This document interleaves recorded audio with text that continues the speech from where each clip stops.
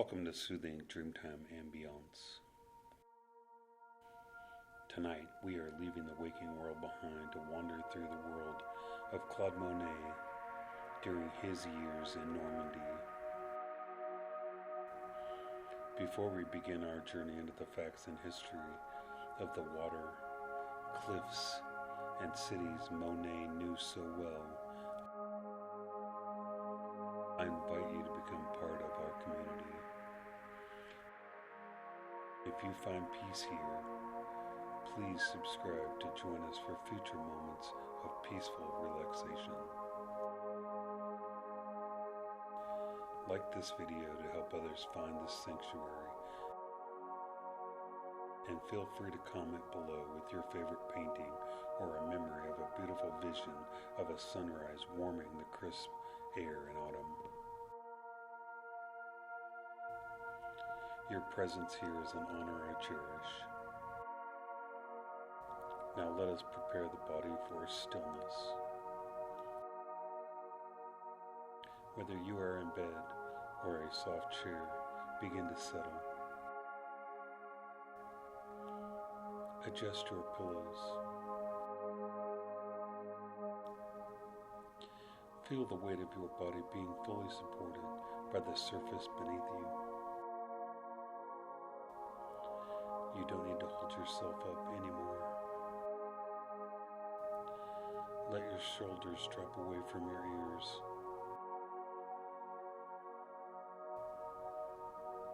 Unclench your jaw. Soften the space between your eyebrows. Imagine you are like a cloud, floating effortlessly across the valley and over the river.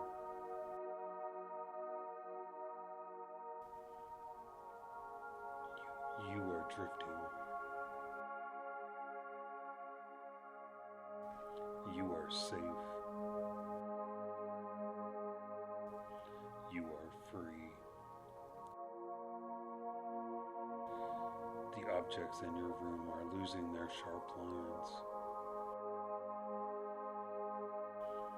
Everything is dissolving into a soft, colorful mist.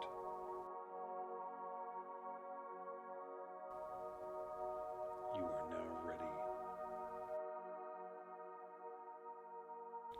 Your mind is open and still, like a pond with lilies floating on the surface.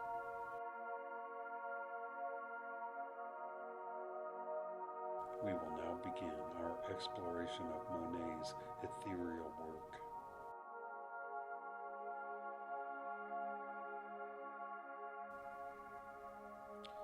Let the facts wash over you like light filtered through the narrow leaves of a willow tree.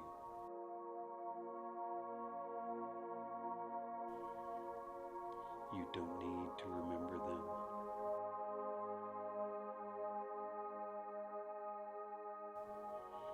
Just let them exist.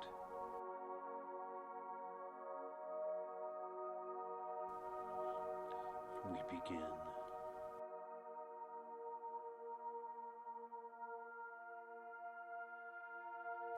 Find a comfortable position.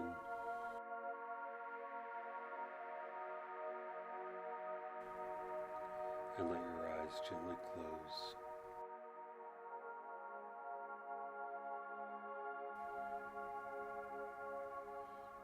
Imagine standing on the pebbled beach of Adresse, near Rouen.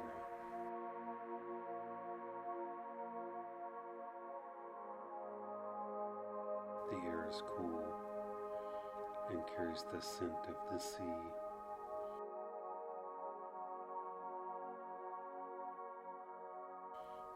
Monet spent his youth here, watching the shifting colors of the English Channel.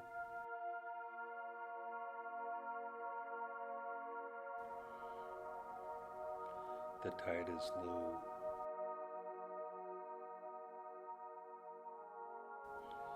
Revealing wet rocks and shimmering pools of water.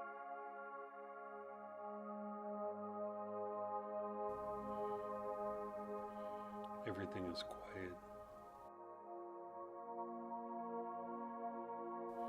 save for the gentle rhythm of the waves.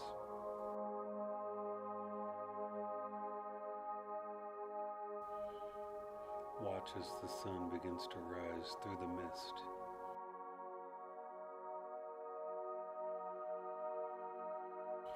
A soft orange glow on the horizon.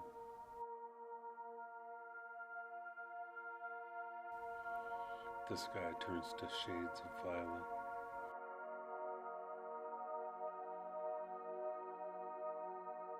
And pale milky blue.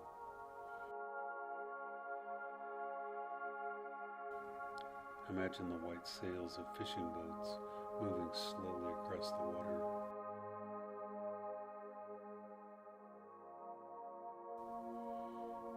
You are as steady and calm as the great chalk cliffs of the coast.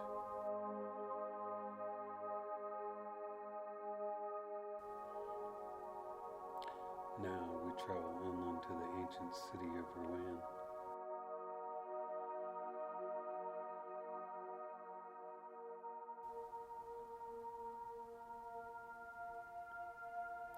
You are sitting quietly facing the grand facade of the cathedral.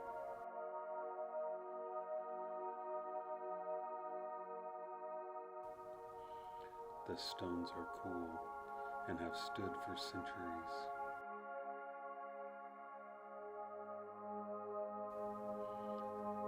Monet watched this facade for hours as the light transformed the stone.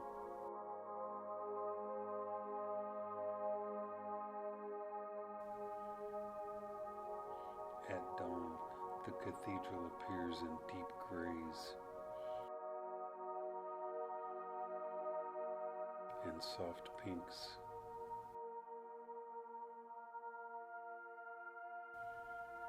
As the day proceeds,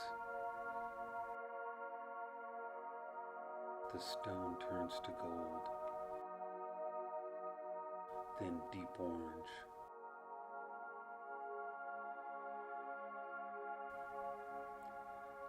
The intricate carvings seem to melt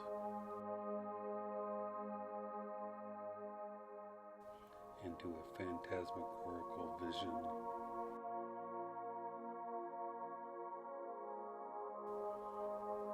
There is no rush.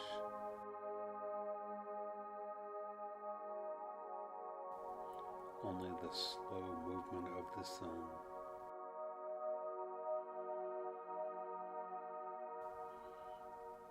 The massive towers reach upward into a clear, peaceful sky.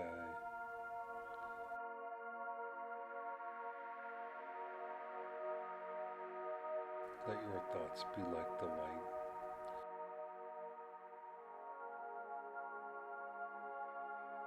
Passing gently over the stone and fading away.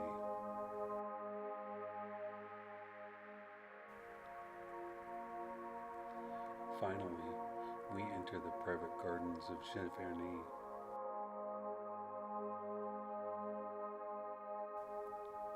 A wooden bridge arches gracefully over a mirror-like pond.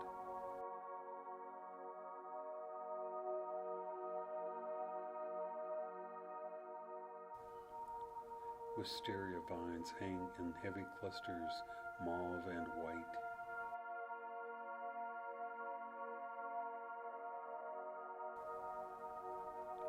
The water is perfectly still.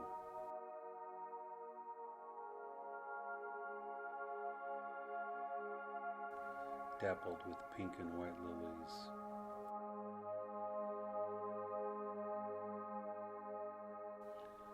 Willow leaves drape down, touching the surface of the water.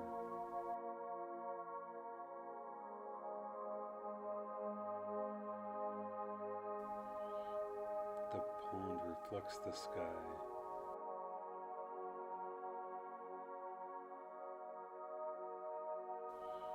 Blue.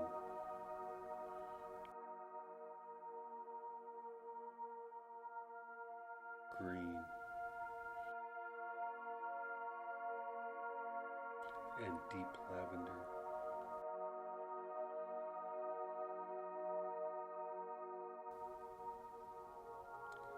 You are surrounded by this sanctuary of color.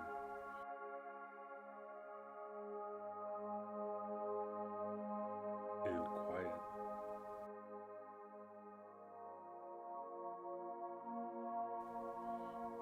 The air is warm.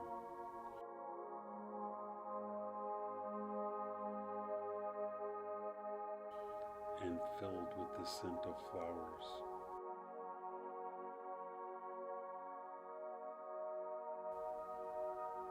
Watch a single lily pad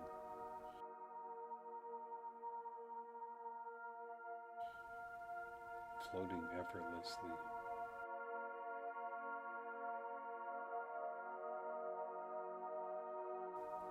Supported by the water.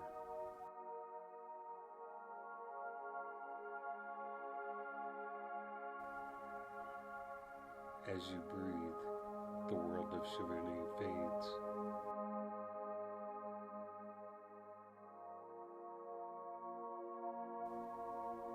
And you drift.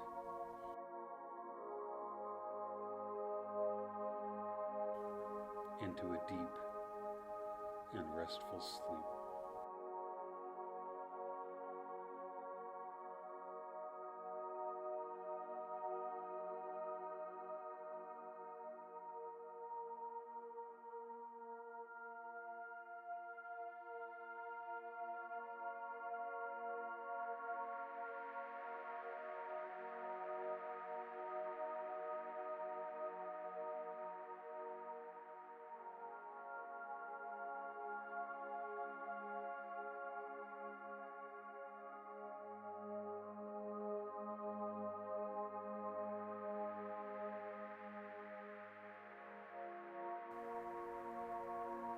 We begin our journey in the great port city of Le Havre.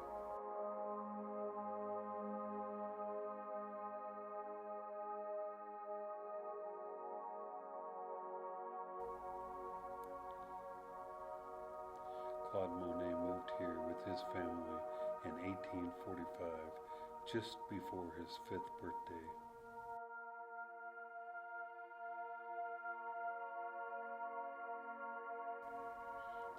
He was a child of Paris, born to Parisian parents, but his soul was forged in the salt air of Normandy.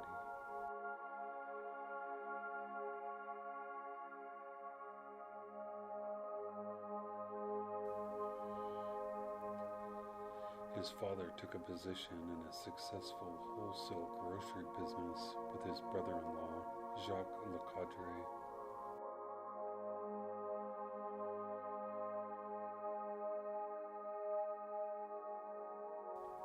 Young Monet grew up amidst the constant rhythm of the sea at the mouth of the Seine.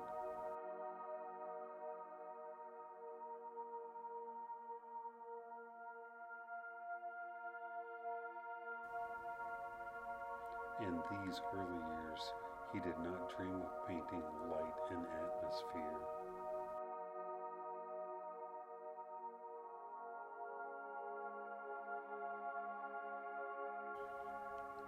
Instead, he was a gifted caricaturist, drawing famous people with small bodies and exaggerated heads.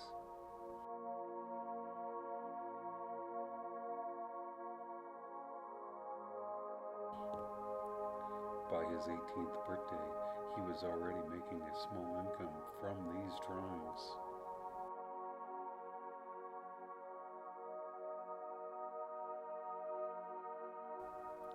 They were displayed in the windows of Monsieur Gravier's shop on the Rue de Paris.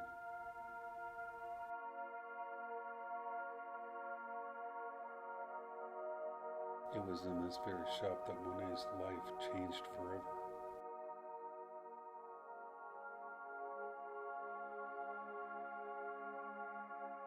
He met Eugène Boudin, a man 15 years his senior and a true son of Normandy.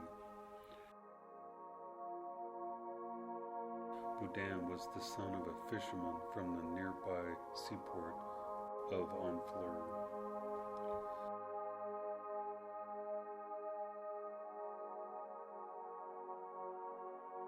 He urged the young Monet to look higher, to stop drawing caricatures and start painting nature.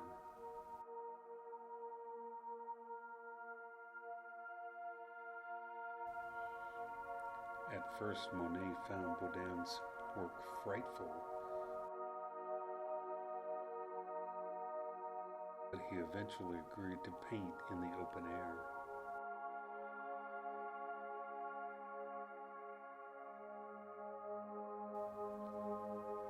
As they stood together at Rouen, it was as if a veil had been torn from Monet's eyes.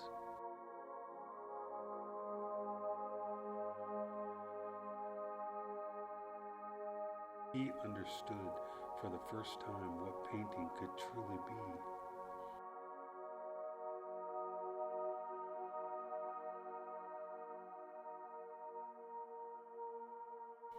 He began to study the mercurial shifts of the coastal sea and the cloud-strewn skies.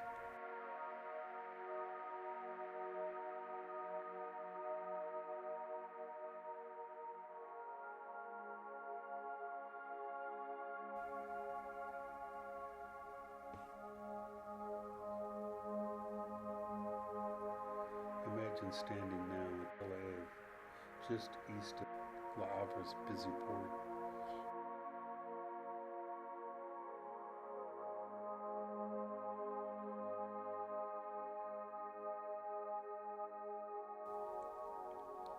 Monet stood here at low tide, capturing the confluence of waves, rippled sand, and rock debris.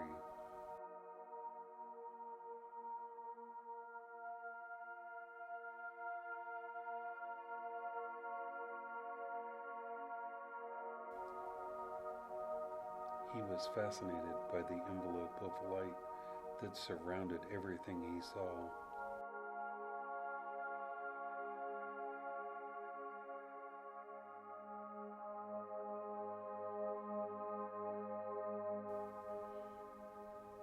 The coastal region was becoming the first international tourist destination of the modern age.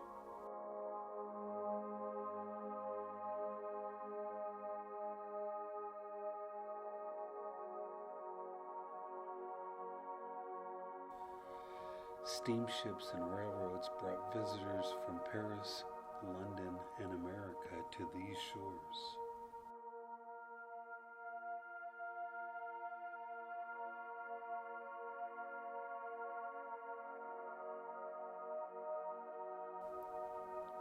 In the summer of 1867, Monet stayed at his Aunt Sophie Lecaudre's villa in Adresse. The slopes of this village were known as the Nice of Le Havre.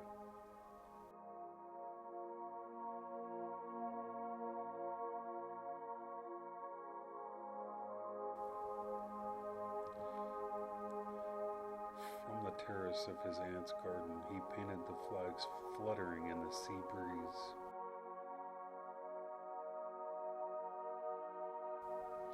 He watched the regattas organized to amuse the wealthy tourists from the city.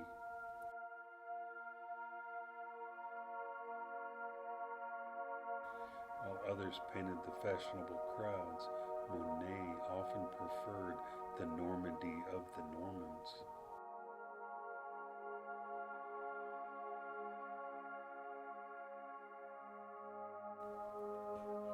He painted the local fishermen, the sailors, and the sturdy dories drawn up on the sand.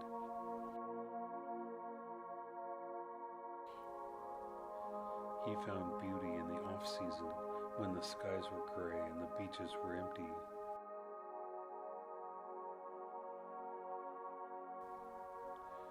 Even the cold winter frost at Giverny and Le Havre became a subject for his brush.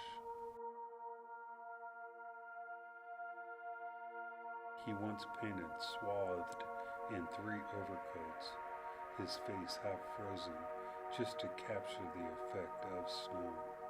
His work was a lifelong quest to record the landscape of his childhood.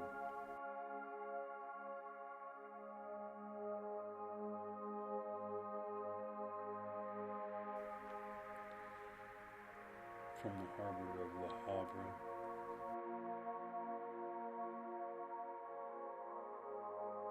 to the quiet streets of Seine, Adresse,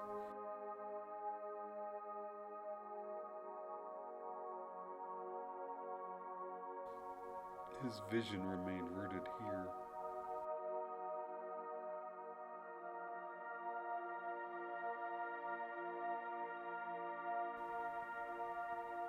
Breathe in the salt air and feel the enduring peace of the Norman coast.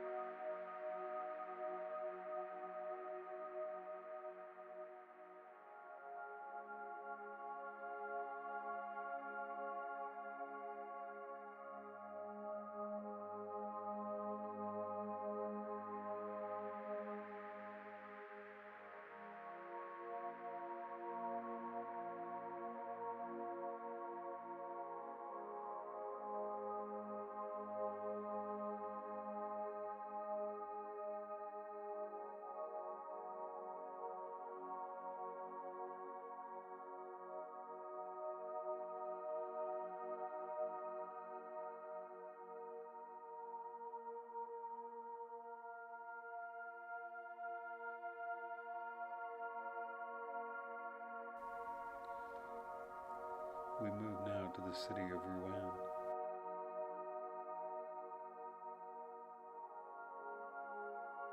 The historic capital of Upper Normandy.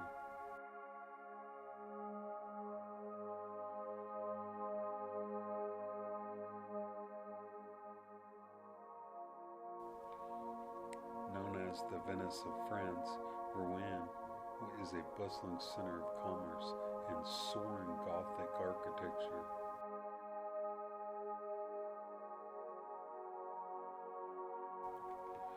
Monet's engagement with this city spanned decades, from the early 1870s to the late 1890s.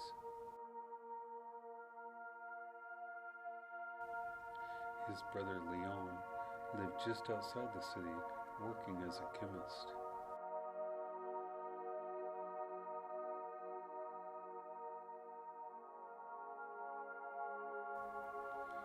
Monet often visited him, finding inspiration on the busy waterways and the medieval streets.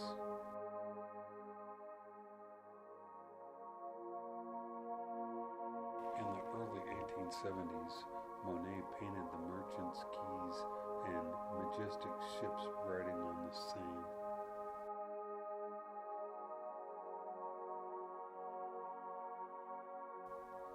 He used a specially constructed studio boat to paint from the very center of the river.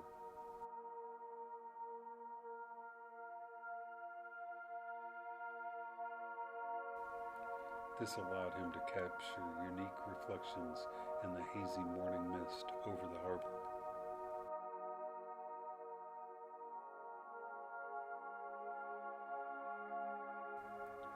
He loved the water like a mistress, knowing every rope of a ship's masting.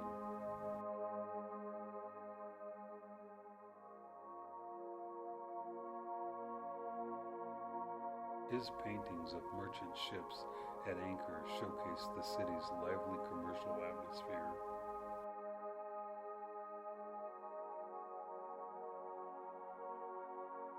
Two decades later, Monet returned to Rouen to undertake one of his most famous challenges.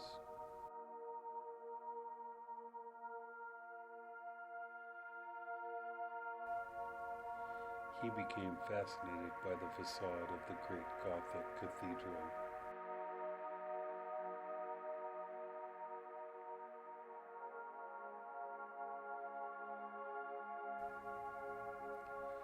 He rented rooms directly opposite the cathedral to study it at different times of day.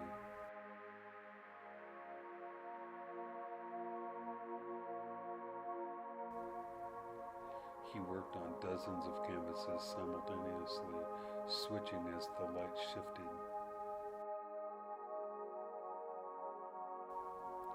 Good God, he once wrote to Alice, what work this cathedral is.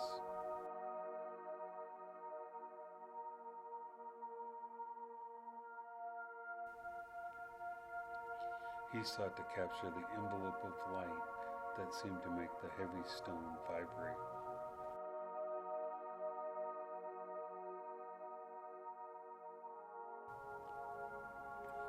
Under his brush, the ancient cathedral was transformed into a phantasmagorical vision.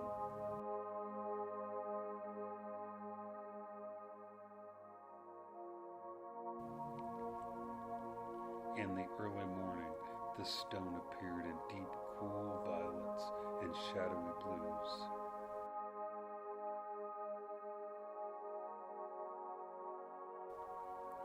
As the sun rose, the facade began to glow with vibrant oranges and warm ochres.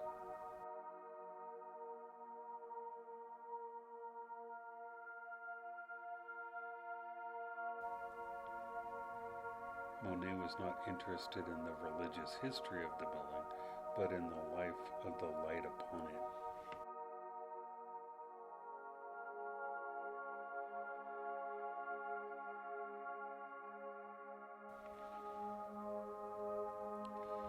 He built up the paint in thick, crusty layers to mimic the texture of the weathered stone.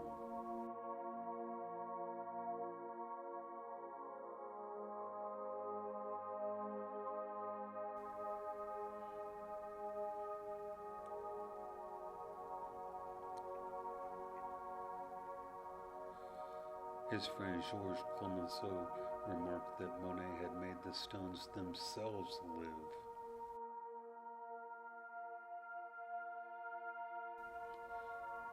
While Monet focused on the facade, his friend Pissarro preferred the teeming life of the quays.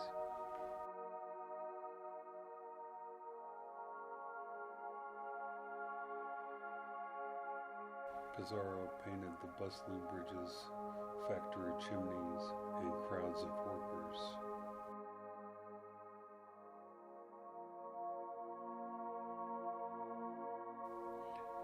But for Monet, Rouen was a place where universality met particularity.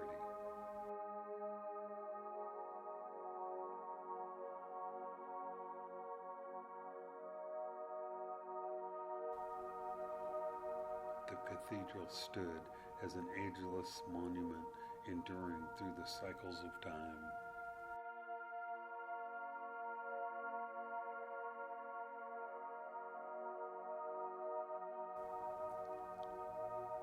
Imagine the sound of the city fading into the background, leaving only the play of light.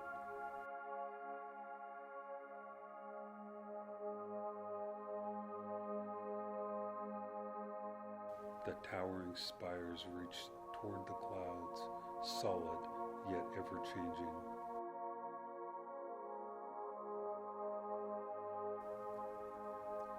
Feel the weight of the history around you and the lightness of the air. Rouen is a city of stone and a city of dreams.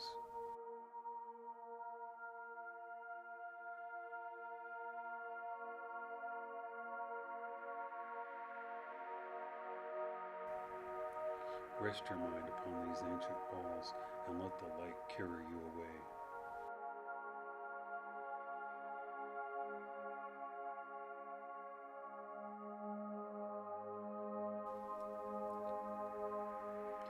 Breathe slowly as the sun sets over the towers of Normandy.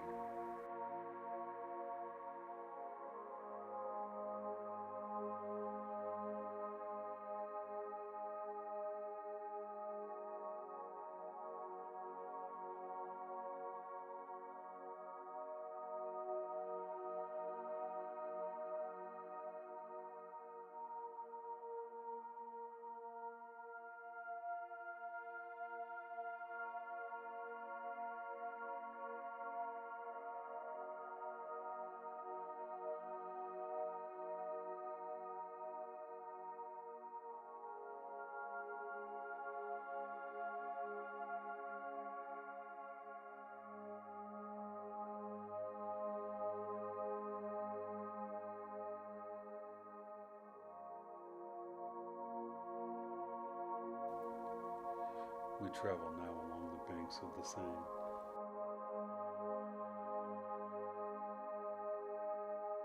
Moving from the city toward the quiet of the country.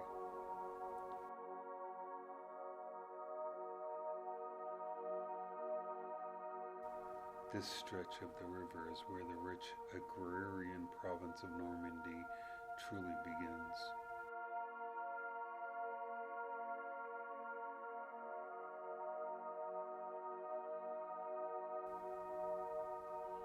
Imagine a landscape defined by soft limestone cliffs and winding waterways.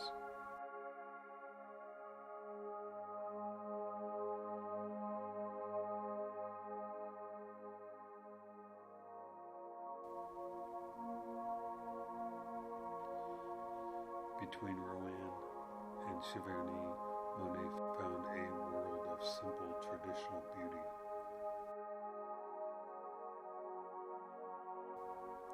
He explored small towns like Benacourt, Pourvier, and the village of Lilies.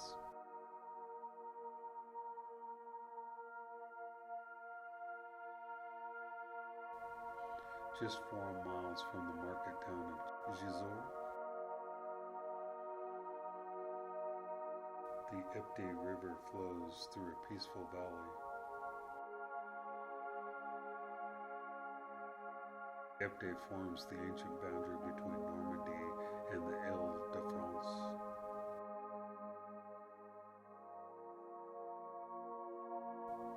Monet often painted here from his studio boat, floating on the placid waters.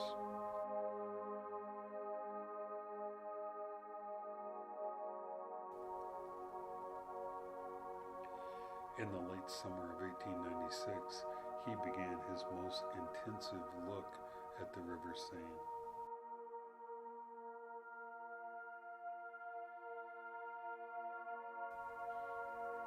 He would rise at 3 o'clock in the morning before the mist had even begun to lift.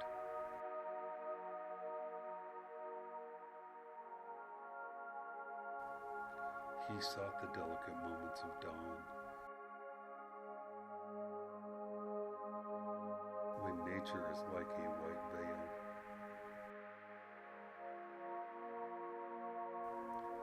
In this series, known as Mornings on the Seine,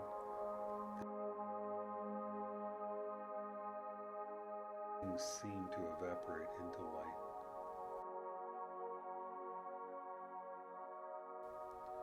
Colors melt together, creating a delicious contact between the surface and the air.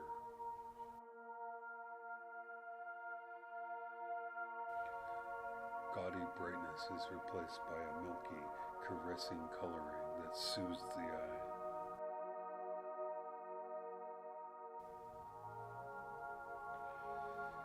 The trees are silhouetted against the sky and reflected perfectly in the water.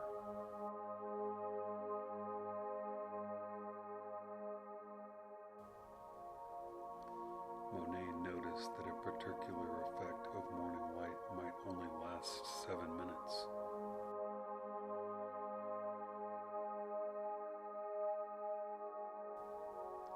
Beyond the riverbanks, the vast fields of Normandy stretch out under the sun.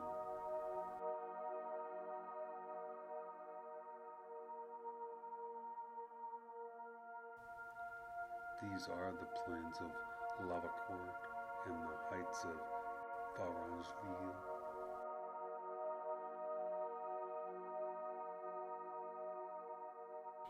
In the high summer, these fields are alive with wheat and pale green alfalfa.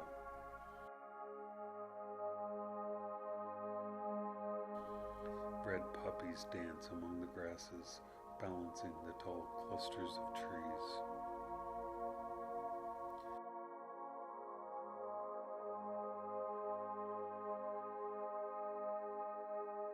This landscape exhales a deep silence.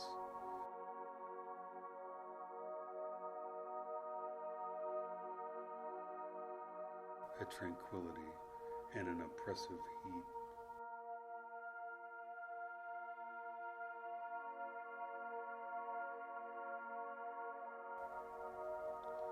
In the distance, rows of metric poplars line the roads and canals of France.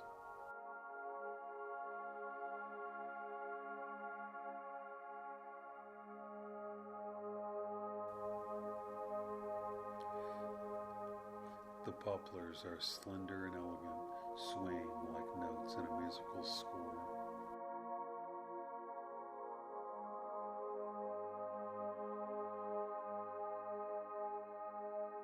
Monet loved these trees so much he once bought a grove of them to keep them from being cut.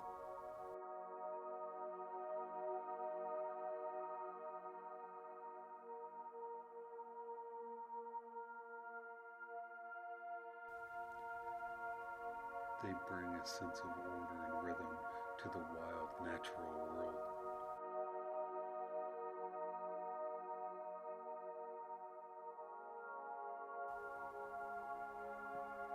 In the autumn, the farmers built massive grain stacks that stood 15 feet tall.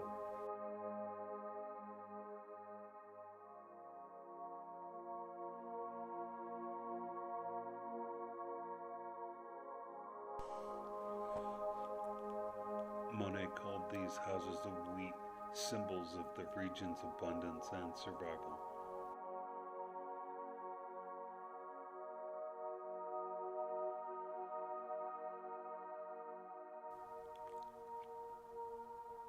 He painted them in the frost, in the mist, and under the setting sun.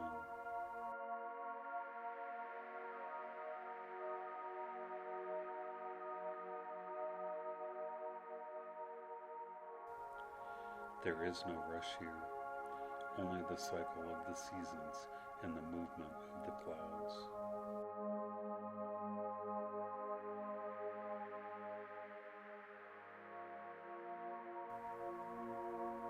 The landscape between the cities is a place of deep, mythic peace.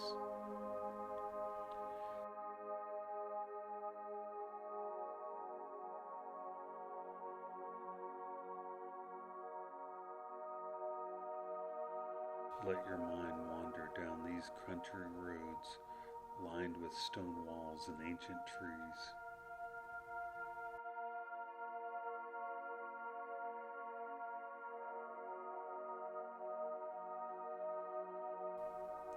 Breathe in the scent of damp earth and drying hay.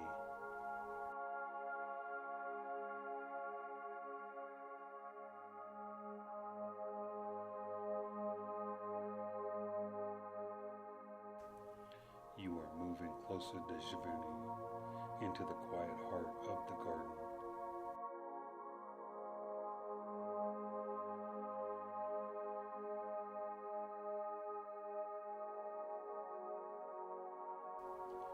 Rest in the stillness of the valley as the mist slowly clears.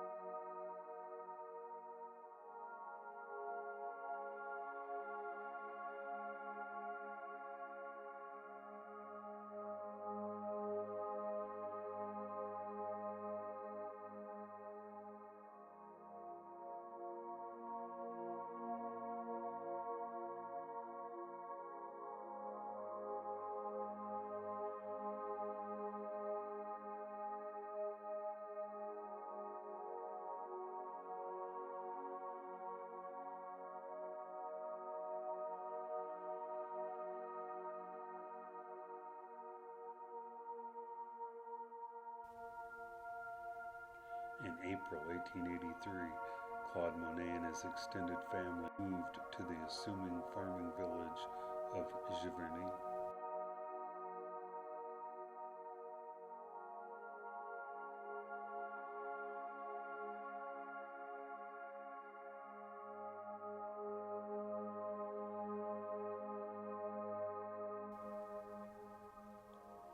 The village was a small community of fewer than 300 inhabitants, nestled against gentle hills.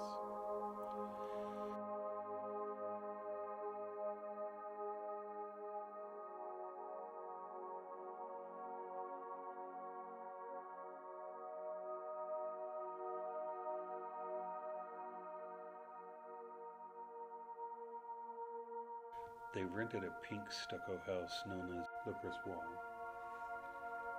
or the cider press. The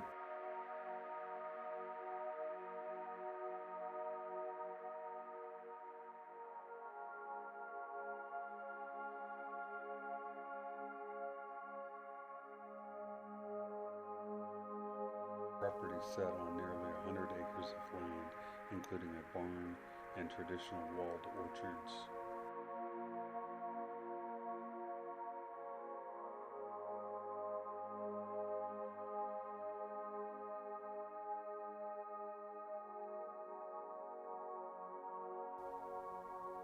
Monet loved this place, once writing to a friend that he was in ecstasy over its beauty.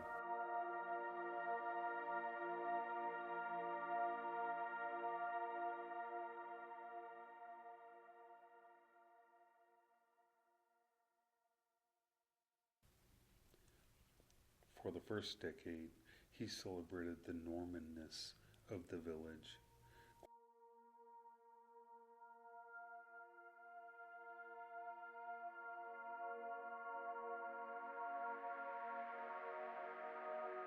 Climbing the hills to paint its long houses and alluvial fields.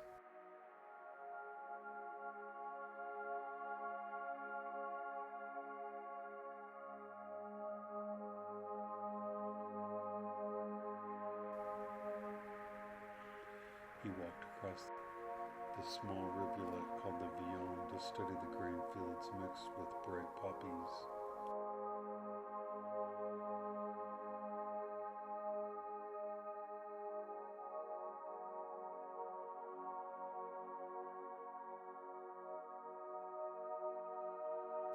When the property became available in 1890, Monet purchased it and began a decades-long project of transformation.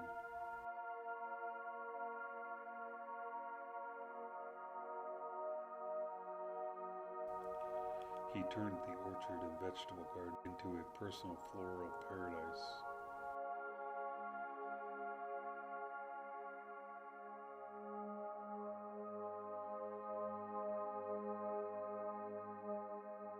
He designed a long, flowered alley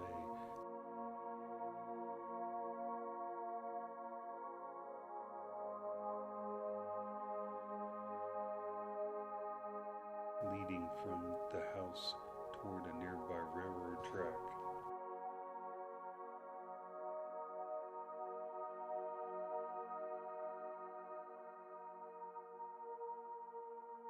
In 1893, he bought additional land to create a water garden despite local opposition from his neighbors.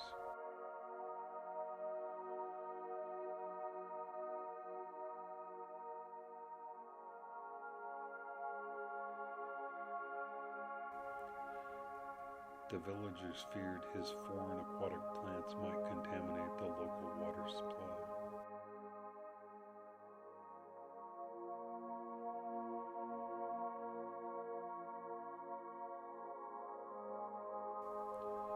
Monet persisted, designing a Japanese-inspired pond as a place for quiet contemplation.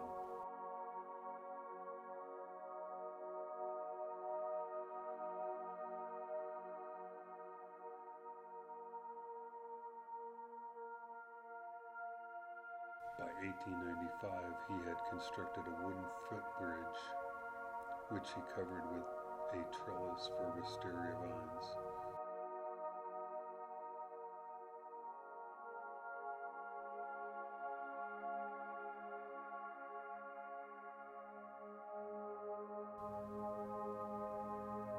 He cultivated specific varieties of lilies, choosing them for the shape and reflective quality of their leaves.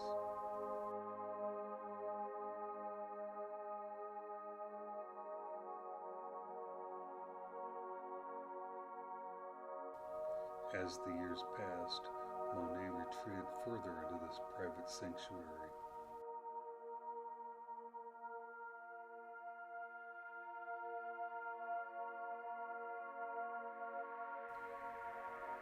He stopped painting the wider world to focus entirely on the transparent zone where light meets water.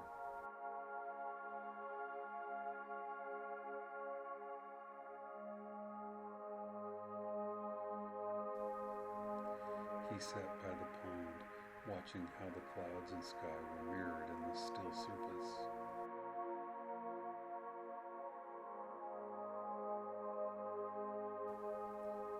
His later works became monumental in scale, designed to surround the viewer in a painted environment.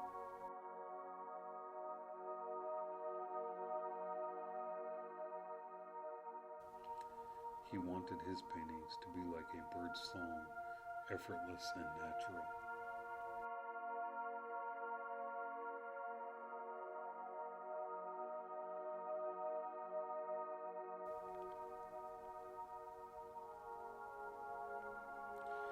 In these gardens, Monet defined himself as a modern Norman, rooted in the land he had chosen.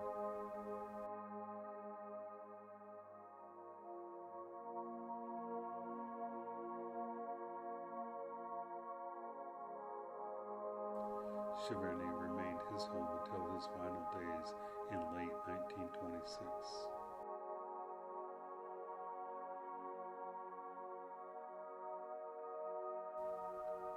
Imagine standing on the Japanese bridge now, smelling the faint scent of wisteria.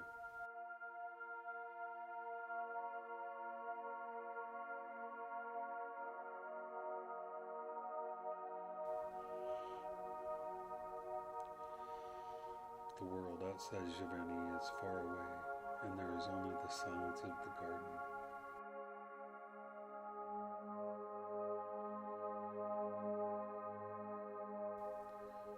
The water lilies float effortlessly, cradled by the cool, dark pond.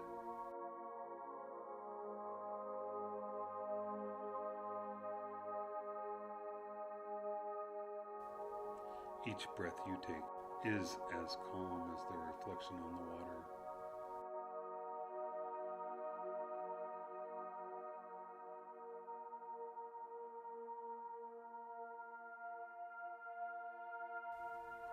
The light is fading now, turning the garden to shades of deep blue and soft violet.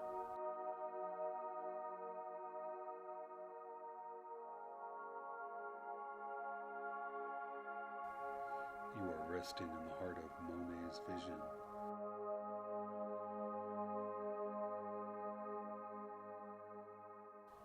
A place of eternal peace.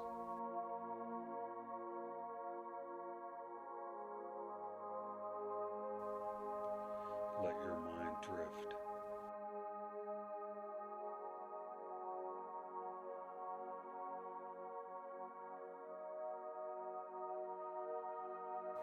Like a lily on the water.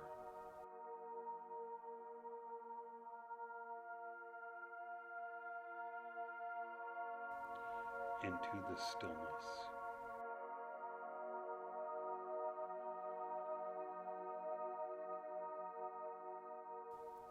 Into the light.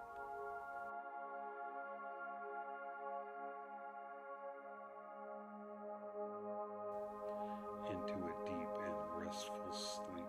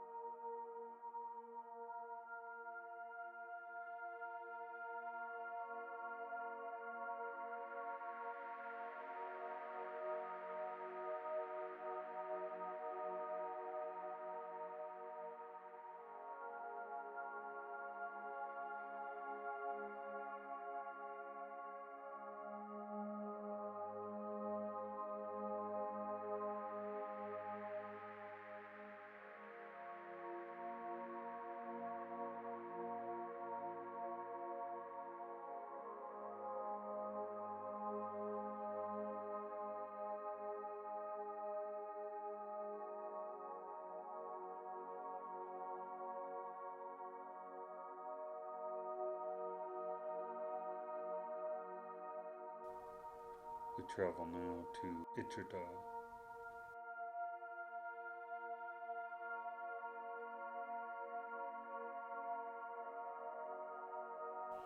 a place of dramatic beauty on the northern coast.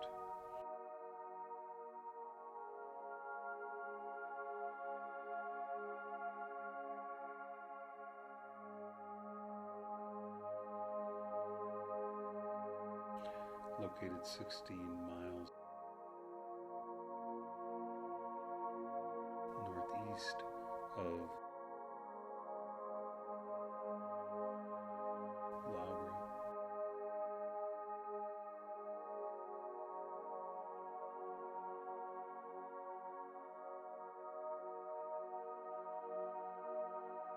Étretat was Monet's favorite site on the Norman coast.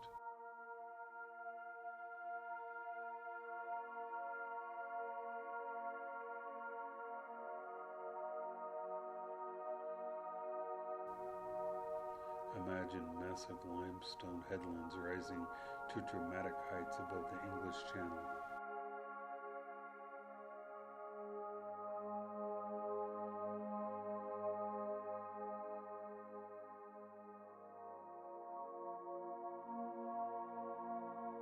Imagine massive limestone headlands rising to dramatic heights above the English Channel.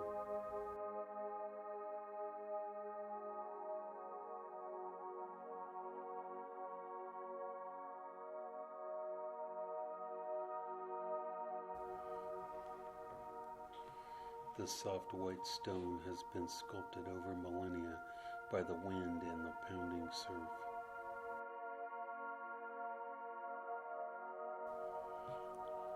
Three monumental arches jut out into the sea, known as the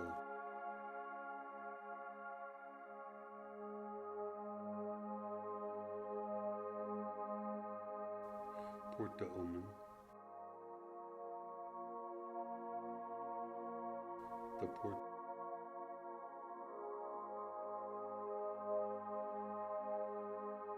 de Val,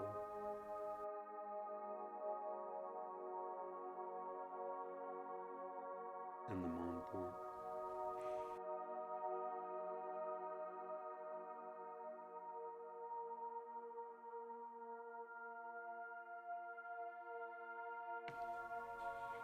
Beside the Porte de Val stands the Needle.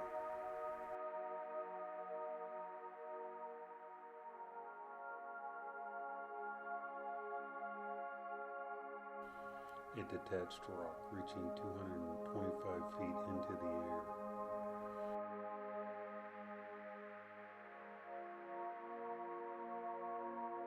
Monet first visited this village in 1864.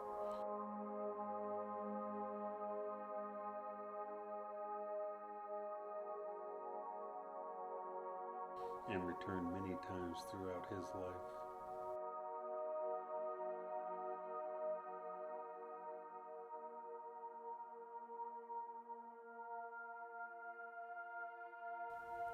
He was captivated by the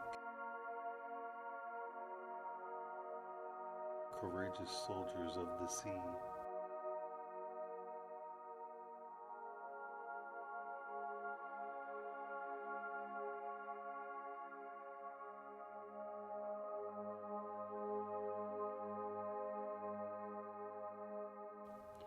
The bold sailors and their fragile boats.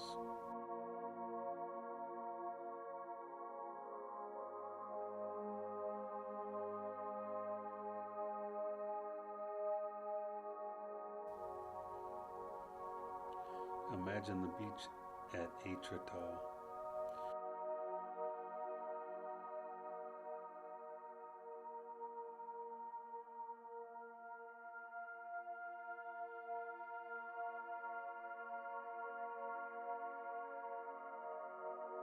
Covered in smooth pebbles and lined with old thatched boat holes.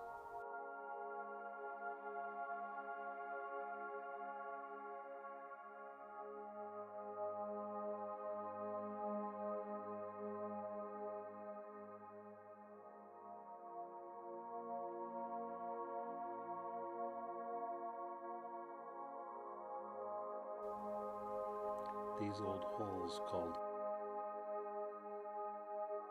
colobes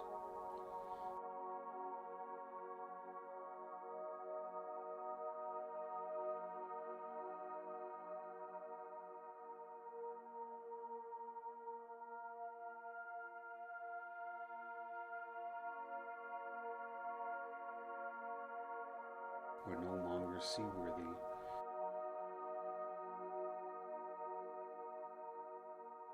and were used by fishermen for storage.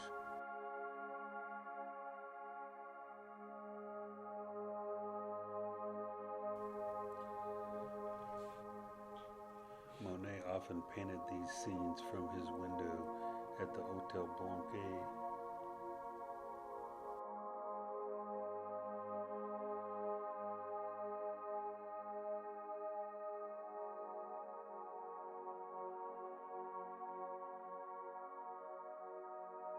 Looking out at the rough winter sea. On one afternoon, Monet ventured down to a secluded bay.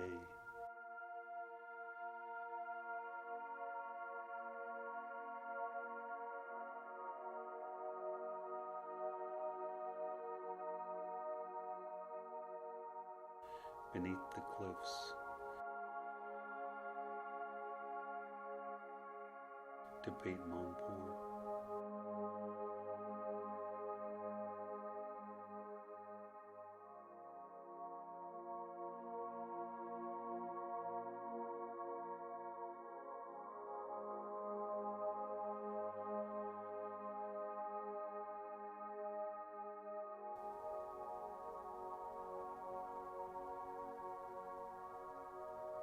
He was so absorbed in his work that he did not see an enormous wave approaching. The sea threw him against the cliff.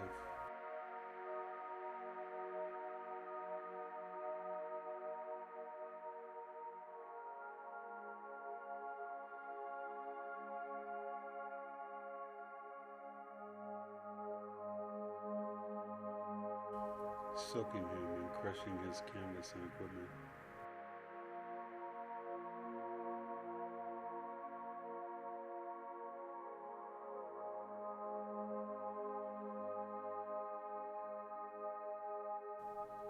He barely escaped.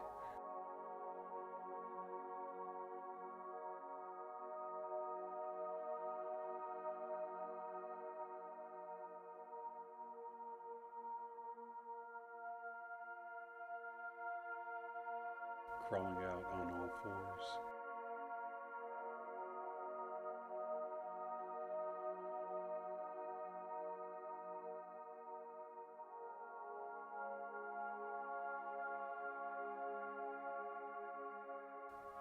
His beard covered in blue and yellow paint from his palette.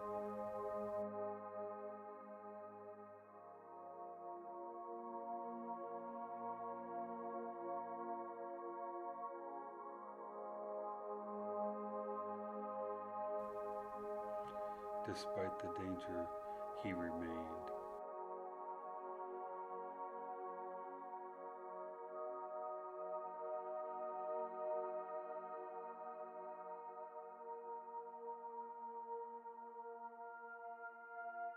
Mad about the sea, and returned to it year after year.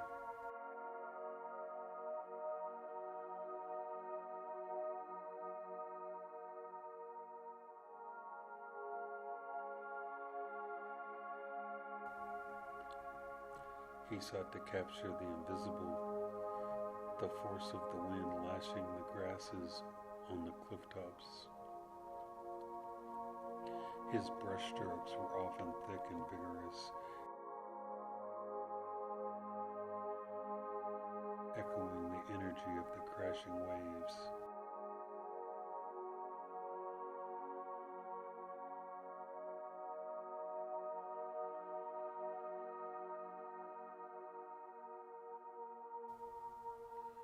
At sunset, the elephantine arches are silhouetted against a sky of rose and violet.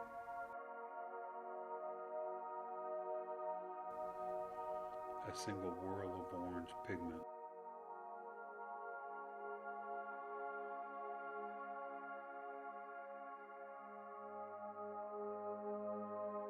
Marks the sun as it slowly sinks toward the horizon.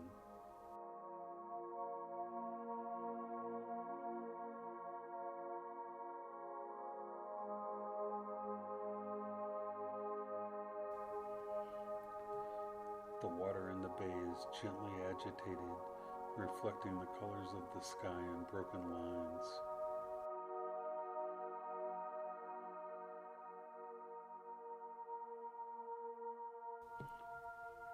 In the distance, you might see a small fishing skiff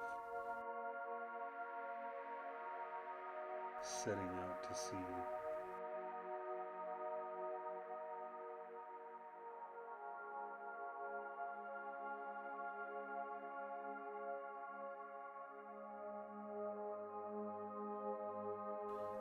Its sails glowing in the twilight.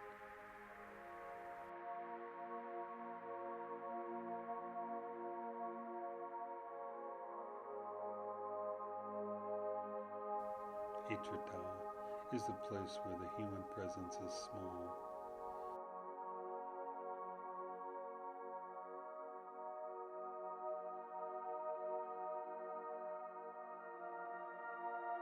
And nature is vast and timeless.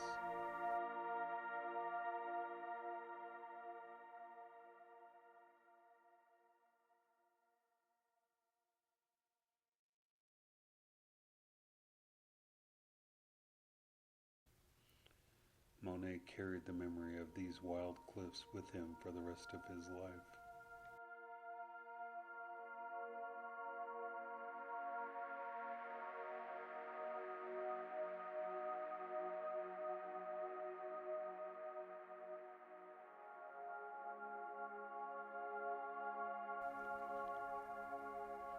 Even in the stillness of Giverny, he would dream of the great unchanging waters of Étretat.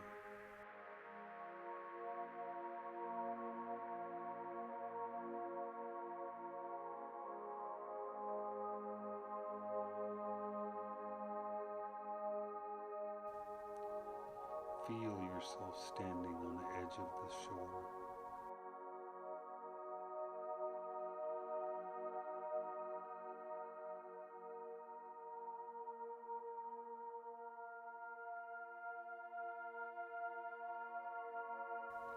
Listening to the rhythm of the tide.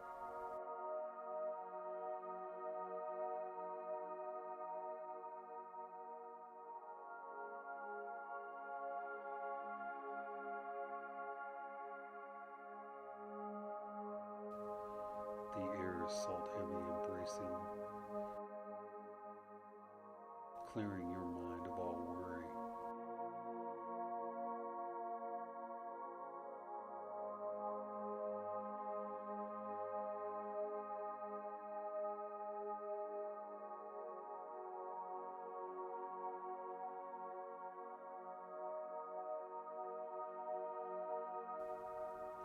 The great white cliffs stand as silent guardians over your rest.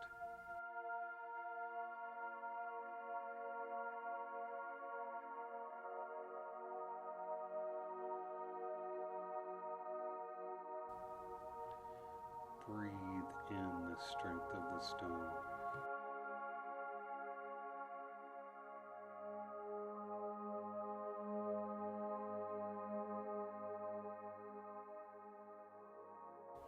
And the peace of the sea.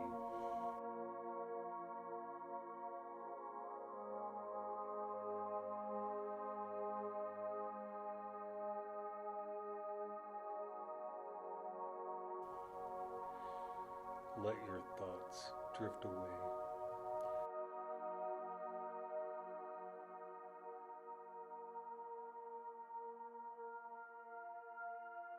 Like the sea mist over the channel.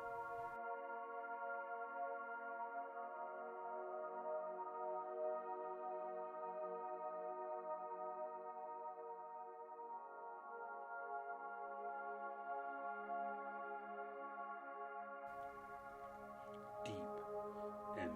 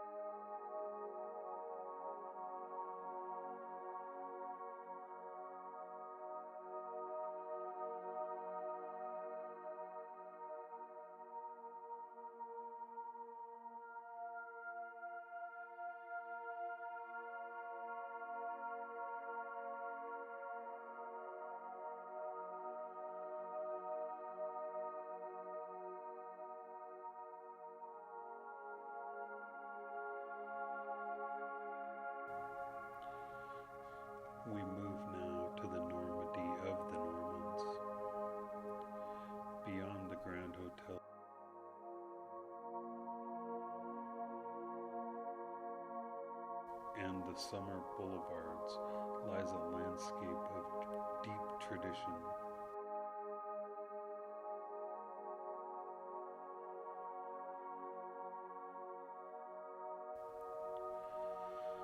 This is the world of local fishermen, sailors, and peasant farmers who have lived here for generations.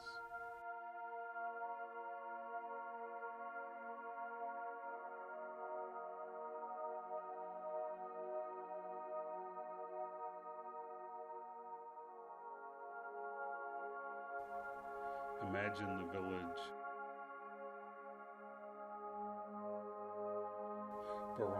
Serene.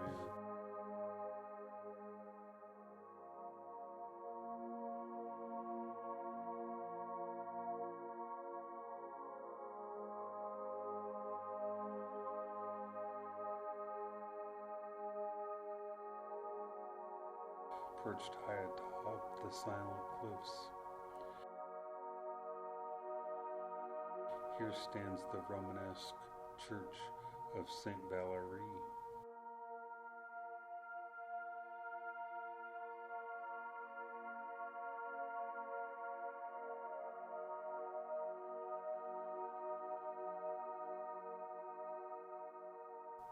A sanctuary for those who make their living from the sea.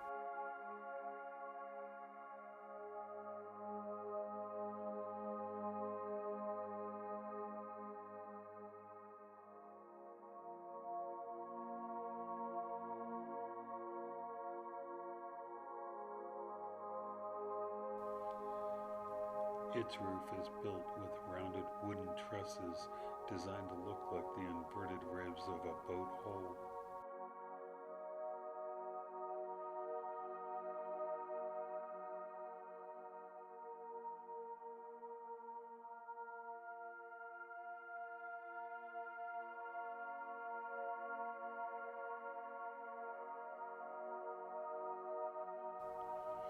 Inside the walls are decorated with folksy mermaids and cockle shells, offerings from a seafaring people.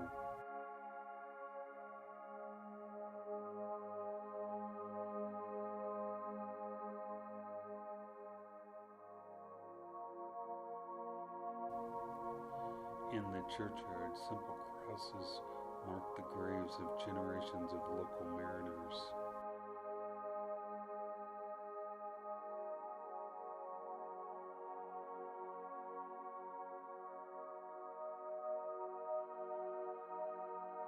Feel the stillness of this sacred space overlooking the mouth of the Seine.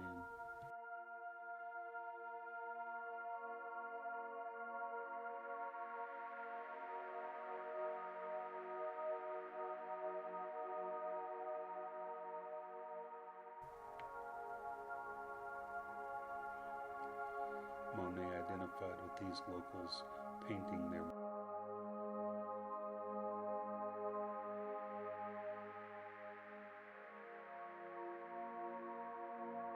maison de pêcheurs.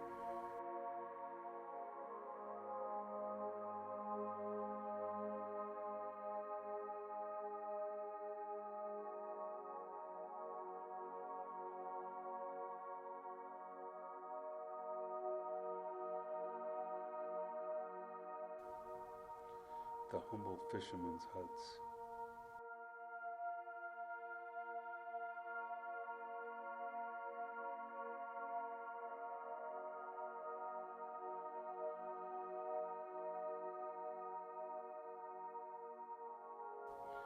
One of his favorite motifs was a lone stone cottage at the end of the dry gorge called the Petit Allée.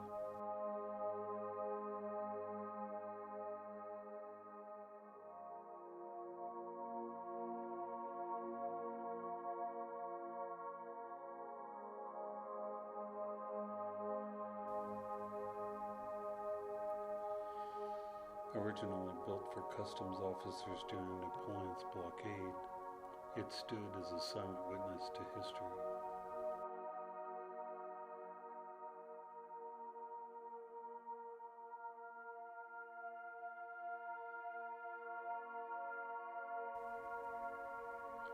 Monet painted it over and over,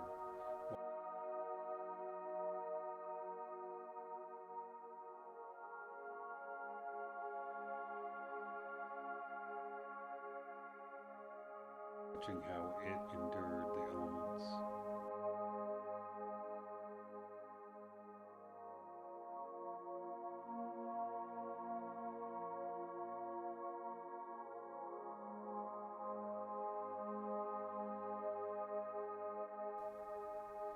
Imagine the texture of the stone wall.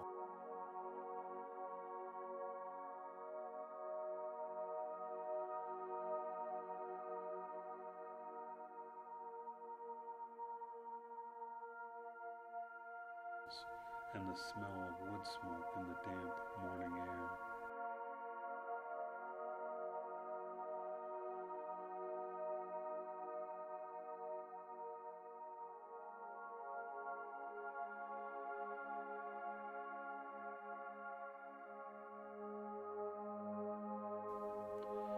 In the countryside, the landscape is filled with traditional chaumières.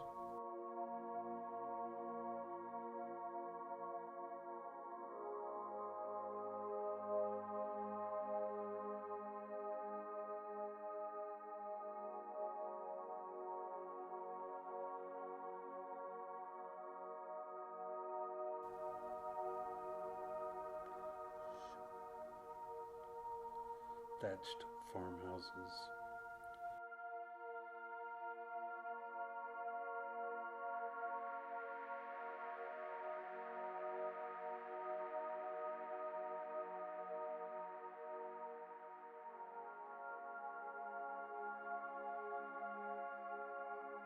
These brick and timber cottages seem to fold into the earth, a part of the land itself.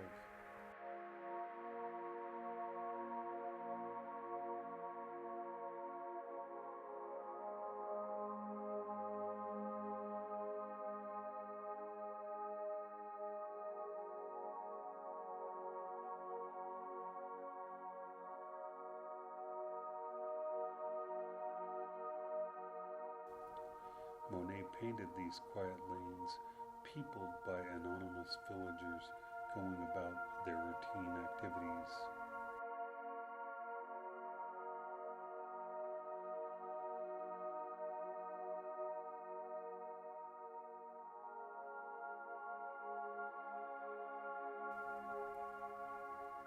He found a private Normandy in these gardens and farmyards, away from the gaze of the city.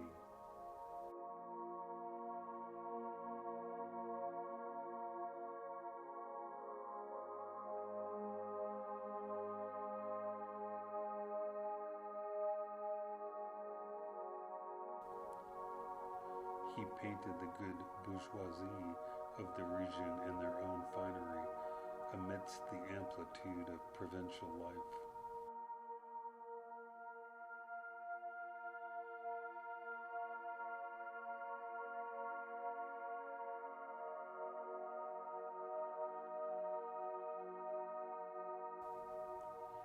The Normandy of the Normans is a place of endurance and survival.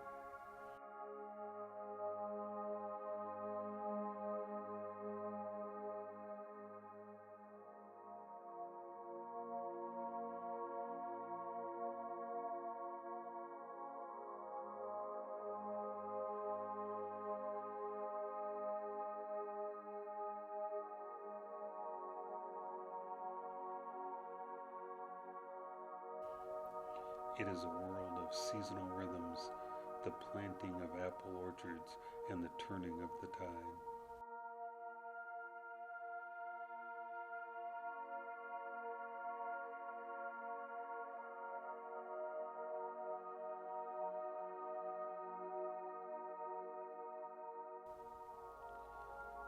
Listen to the sound of a distant bell ringing from a village steeple.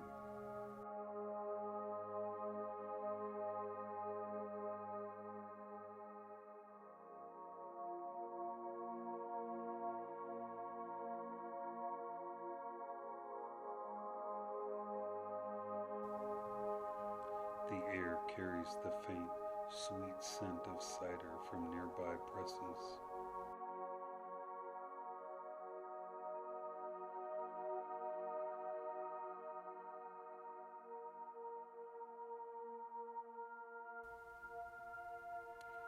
You are standing on a well-worn path leading toward a sense of home.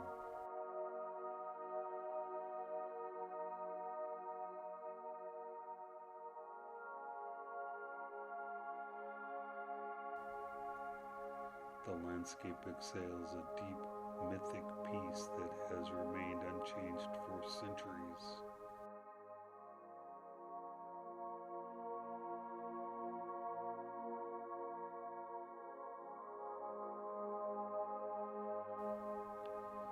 Let your mind rest upon the sturdy traditions of this ancient coast.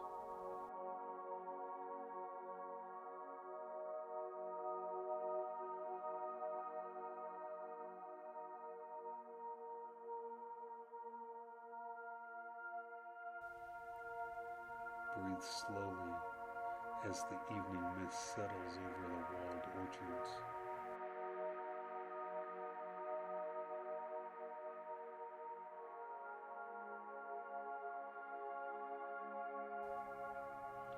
There is no more work to be done.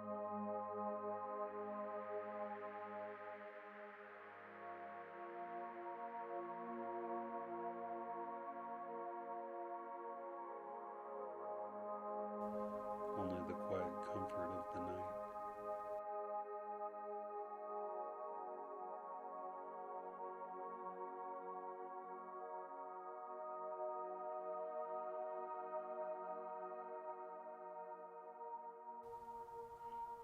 Into the stillness of the stone.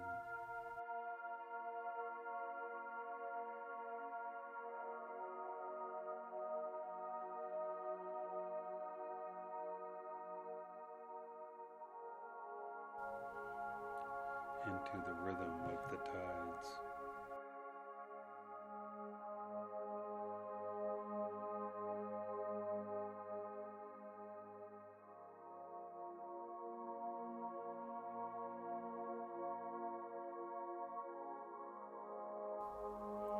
Into a deep restorative sleep.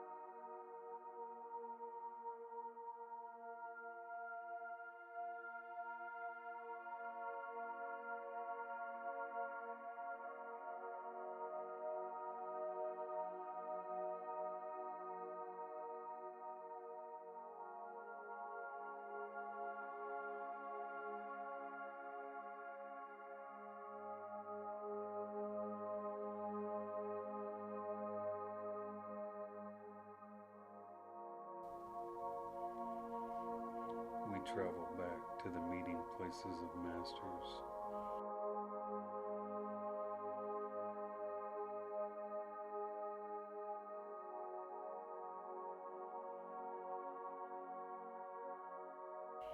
Where modern art was born.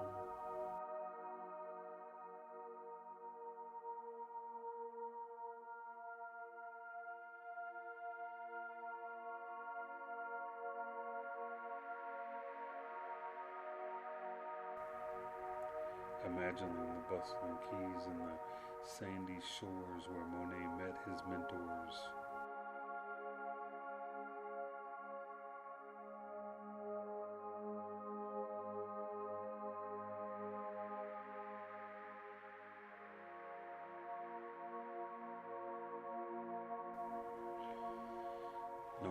was more than a home. It was a crucible for a new way of seeing.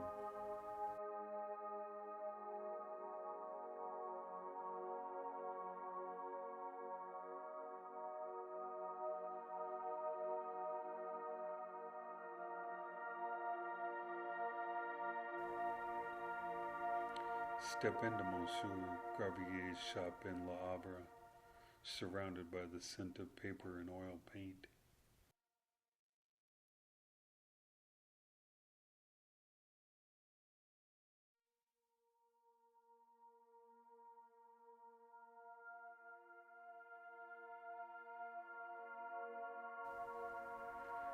It was here that the teenage Monet first encountered Eugene Boudin.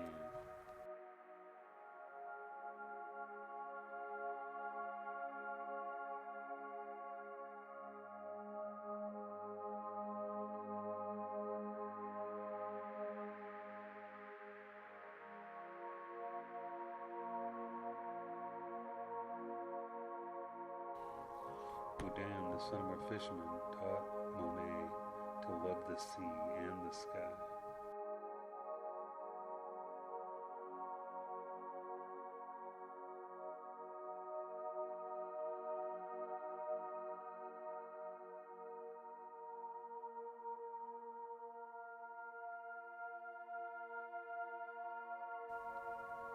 Study, learn to see and to paint, Boudin would say, just as nature made them.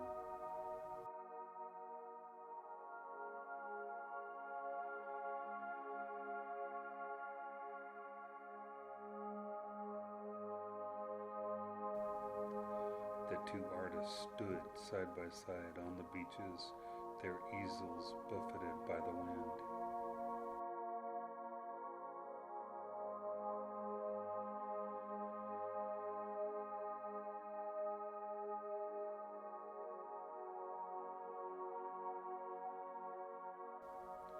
In 1862, at Saint Adresse, Monet met Johann Barthold Jonken.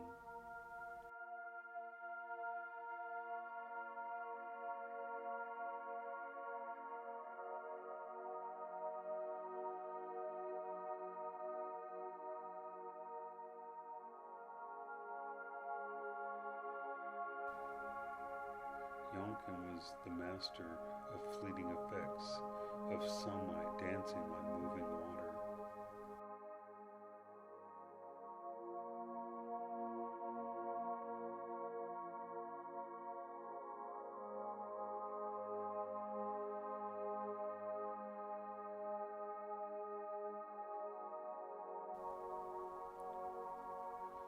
Monet credited Jonken with the final education of his eye.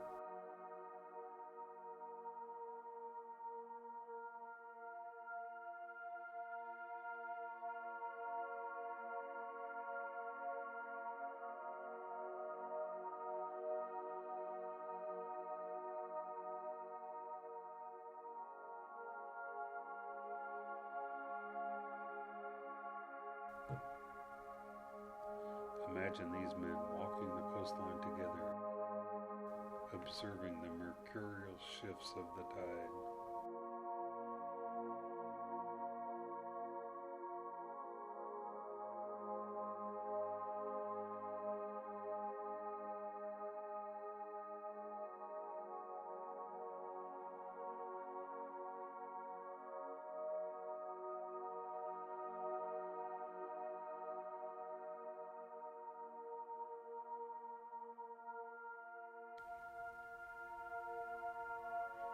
Later, the bold Gustave Courbet would join them at Étretat.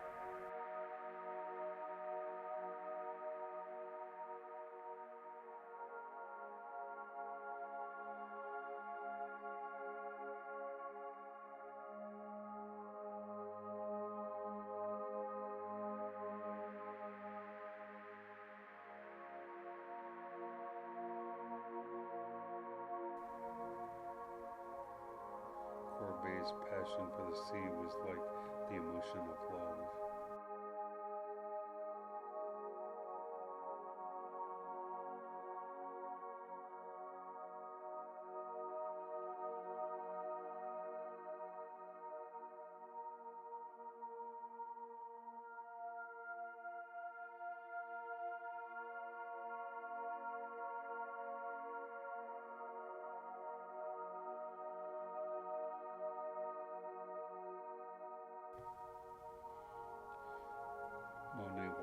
larvae work with a palette knife, building up layers of paint like the rocks themselves.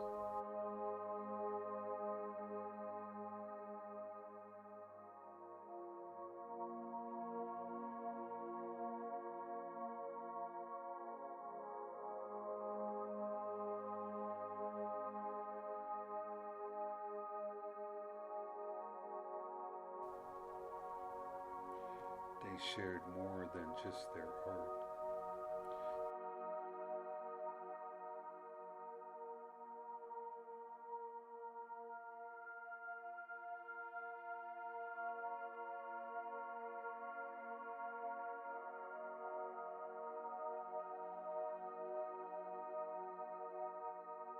They shared a life tied to the rhythms of the coast.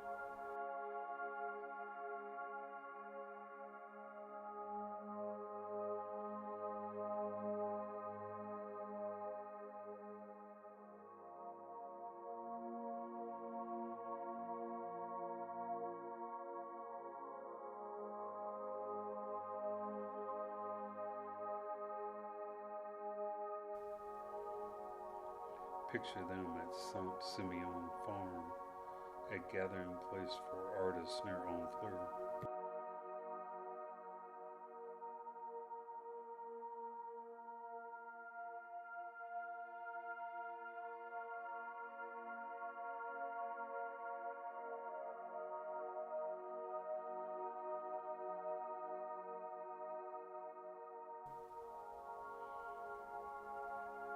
The air is filled with the sound of laughter.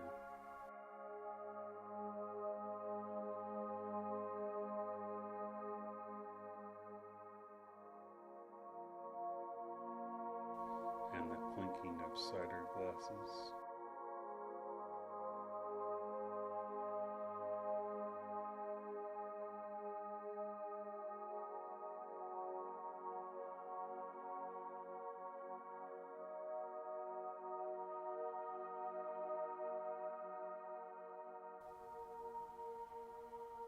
They spoke of the envelope of light.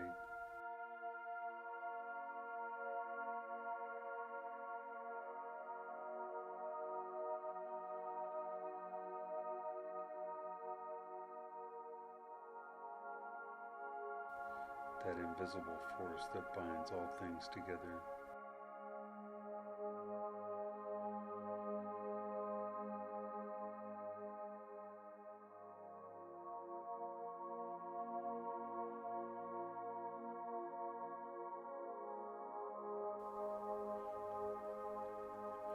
Monet's work was a dialogue with these friends.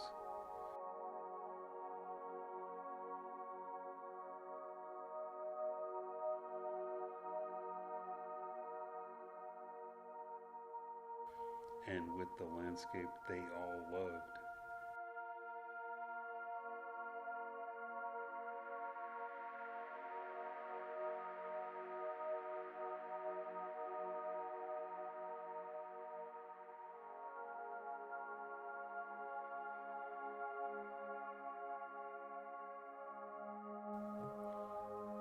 Even his rival, Edgar Degas, haunted these Seine beaches.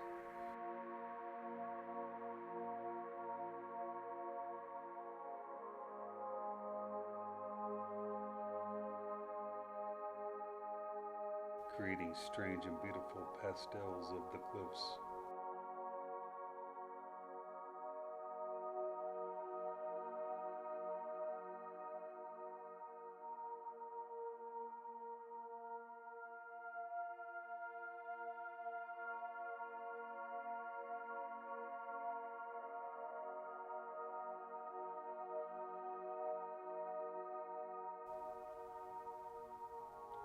There was a shared sense of entitlement to this landscape.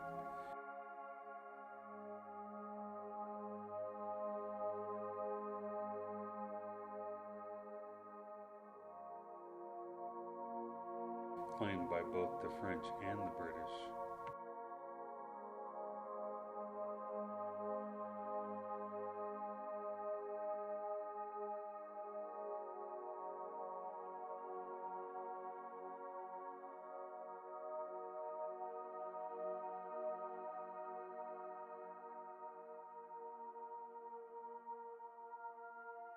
Normandy was a shared heritage, a museum of living architecture and natural wonder.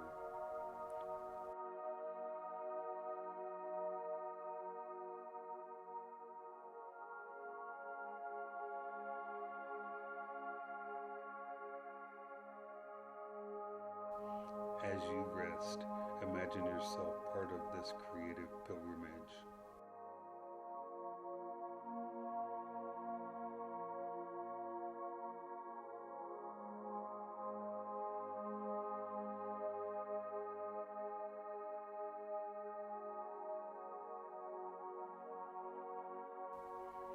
The camaraderie of the past surrounds you like a warm breeze.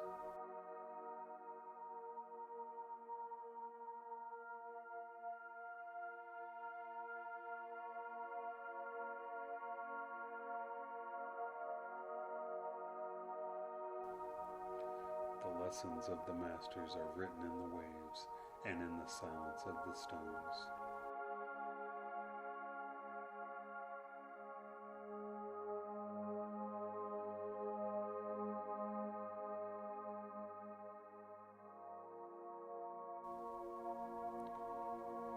There is no need to create.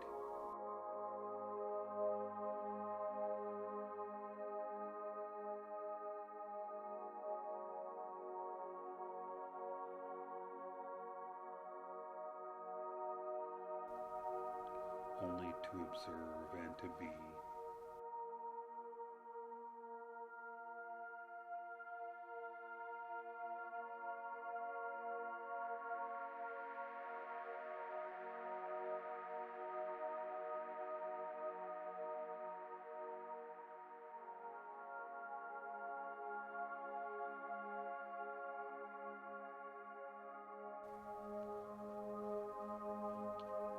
The world of the Impressionist is a world of peace.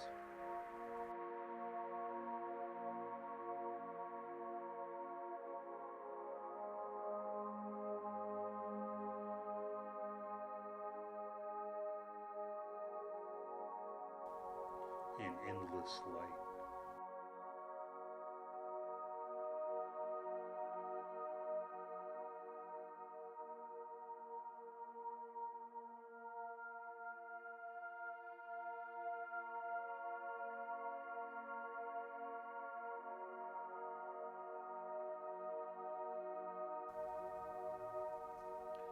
Feel the weight of your body settling into the earth.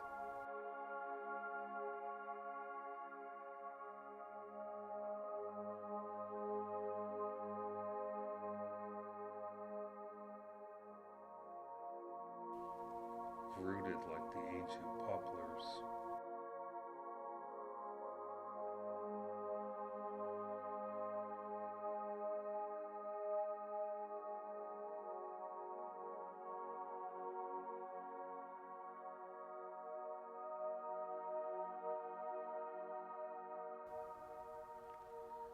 Let the memory of the coast carry you towards sleep.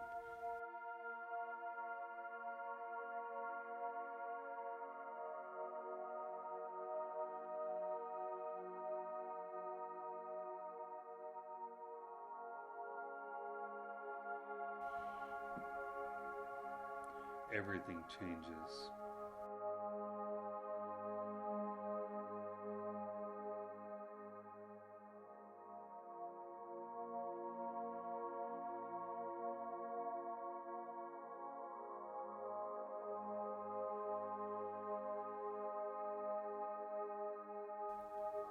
Yet everything remains.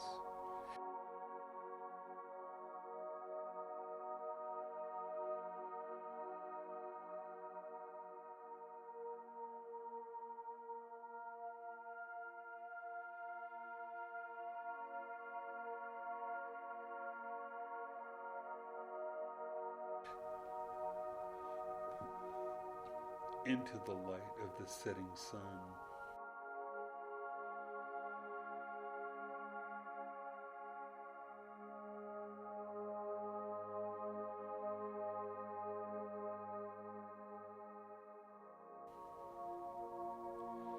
Into the heart of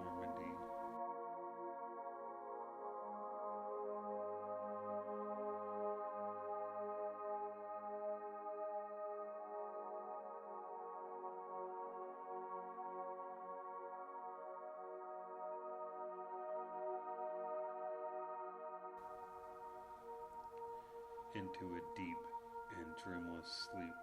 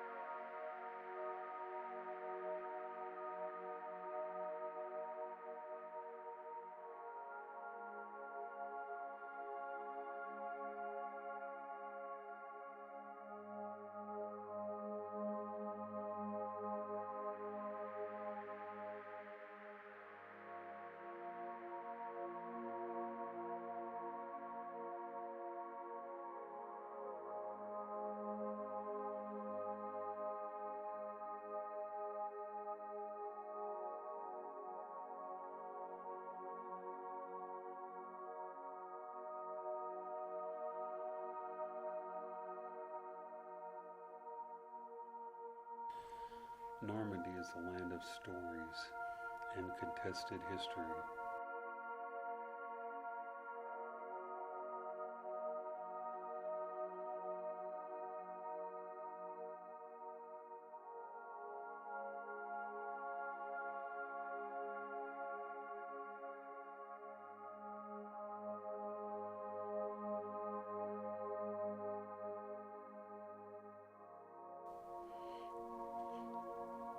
Long before Monet, it was a shared landscape between the French and the British.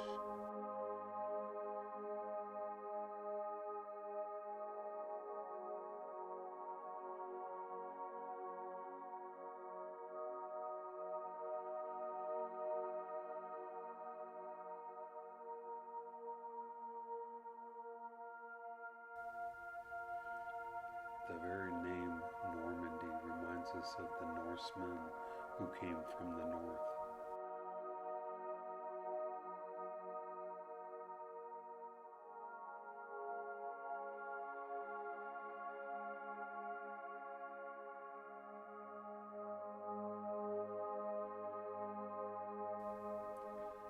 Imagine the medieval clock tower, the Grand Horloge, standing in the heart of Rouen.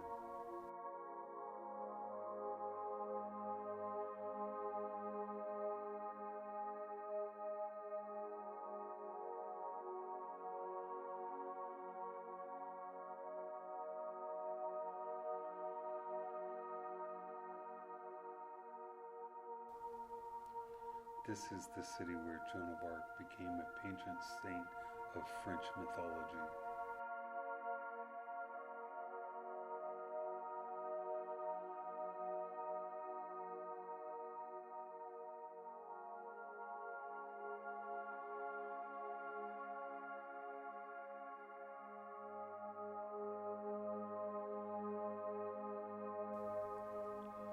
In the 19th century, Normandy became the setting for great novels.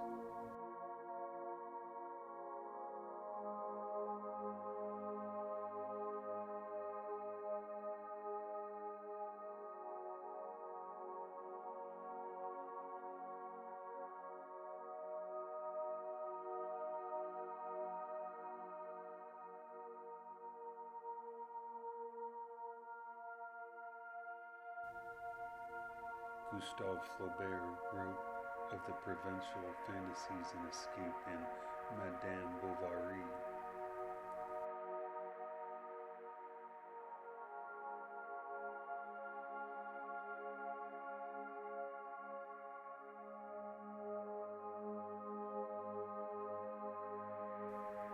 His Normandy was a traditional one, where modernity wreaked havoc with the locals.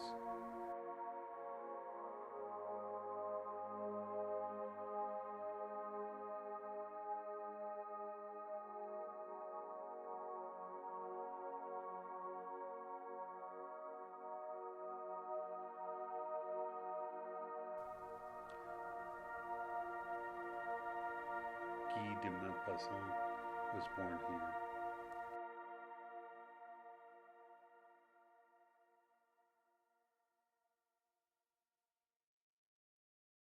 Near the cliffs of Deep.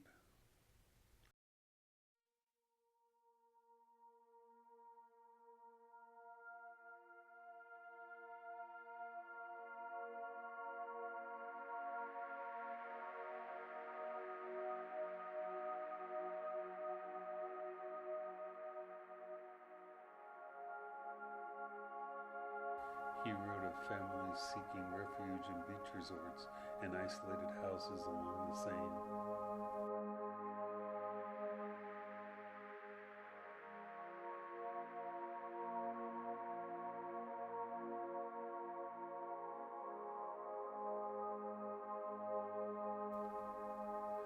Monet's Normandy was a Garden of Eden where men and women played out their lives.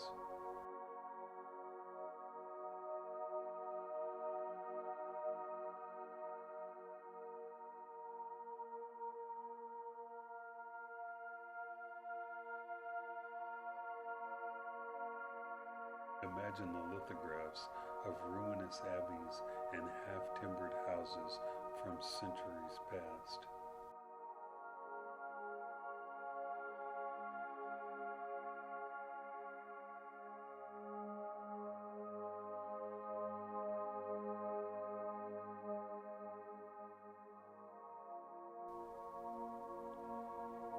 Normandy was a living architectural museum, an eternal present.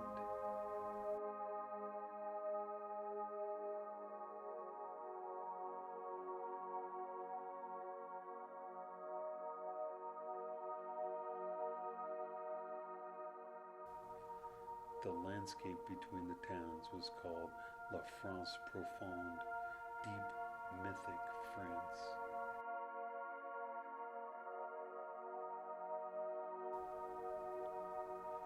Breathe in the history of this stone.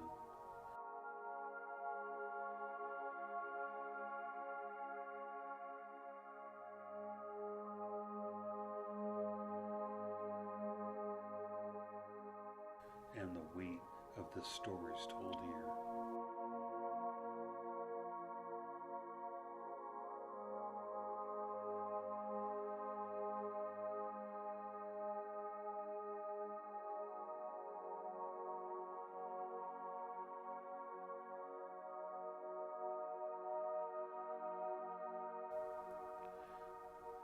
Let your mind drift back to the time of William the Conqueror.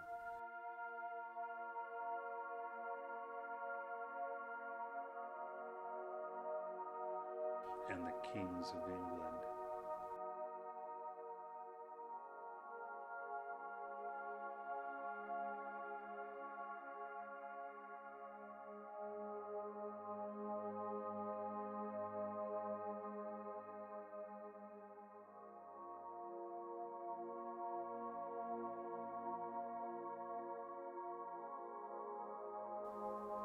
The land remains, while the people and their stories fade like mist into the sea.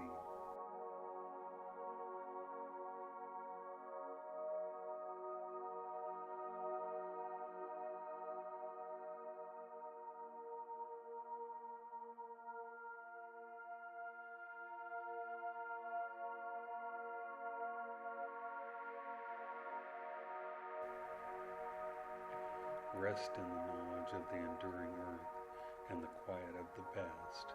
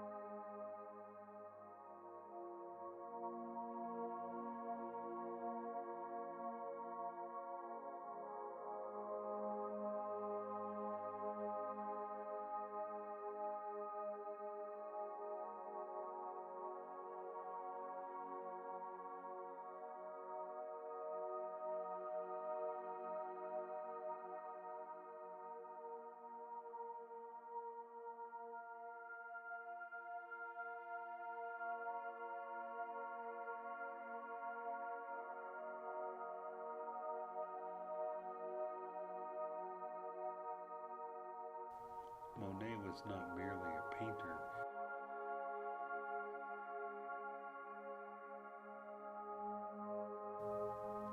He was a student of the invisible.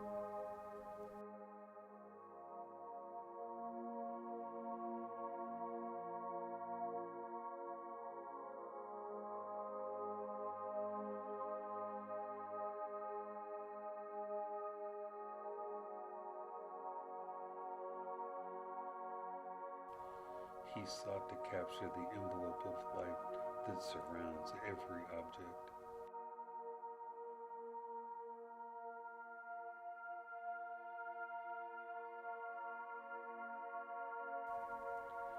In his youth, he painted with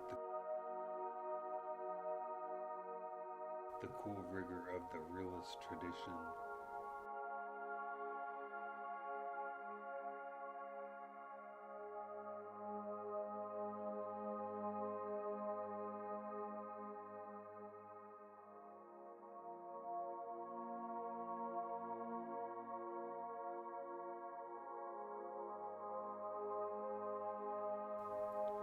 But as he grew older, his brushstrokes became more lyrical and more free.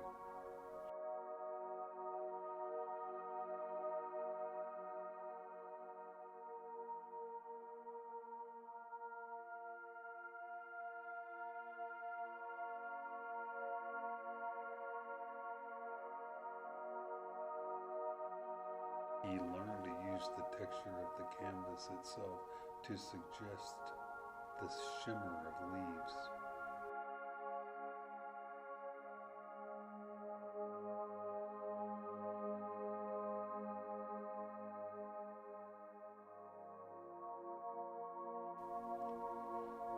Imagine the touches, the bold strokes of paint that dance across the surface.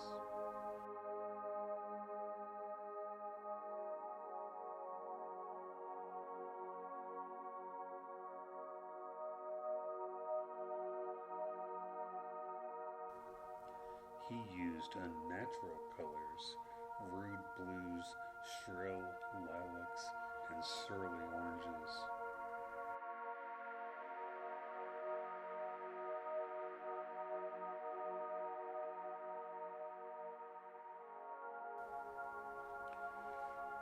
These colors were not chosen by chance, but to capture a fleeting sensation.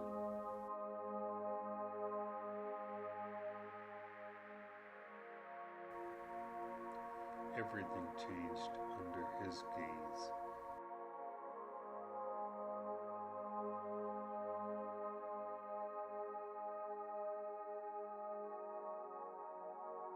Even the heavy stones of the cathedral.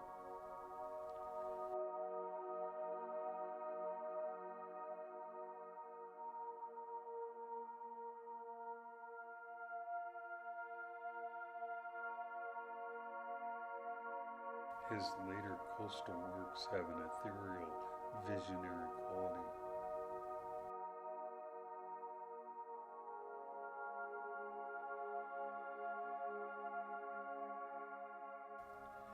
He pushed the limits of representation.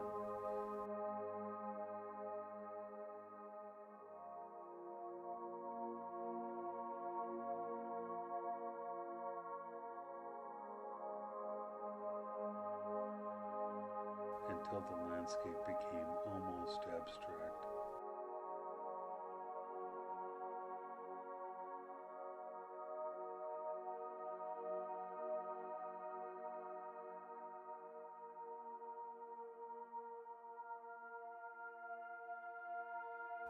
He wanted to paint the way a bird sings, effortless and pure.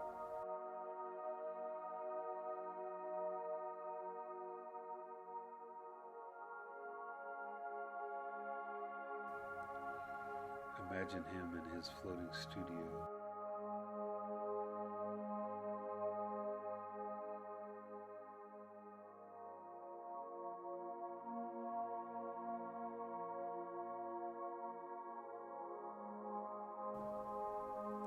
Drifting on the quiet waters of the Étretat.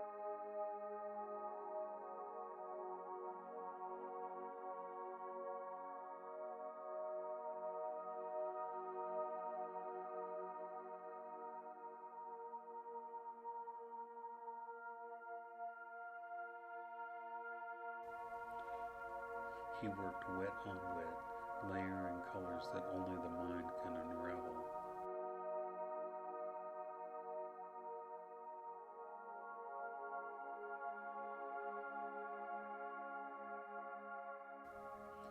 His paintings are not just images, they are meditations on time itself.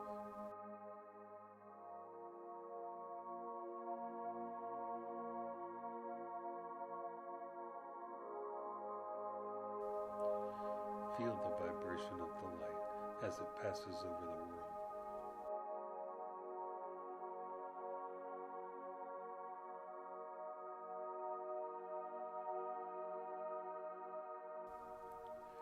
There is no boundary between the water and the sky.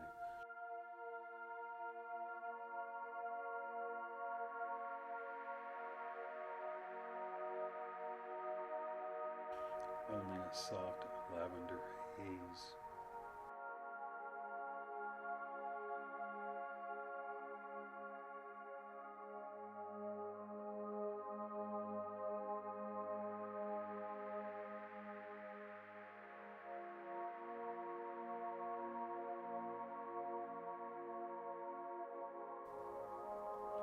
Your thoughts are like the paint, blending, softening, fading away.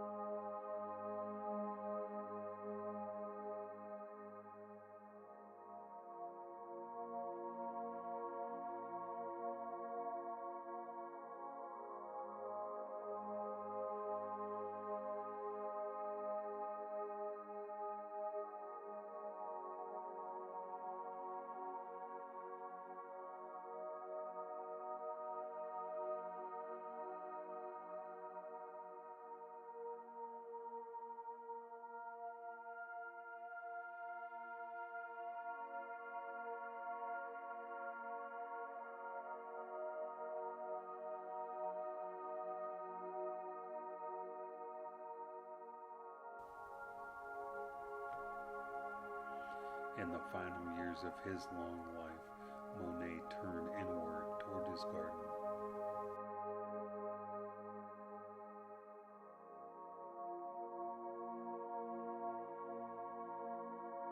He began a grand project, a memorial to commemorate the end of the Great War.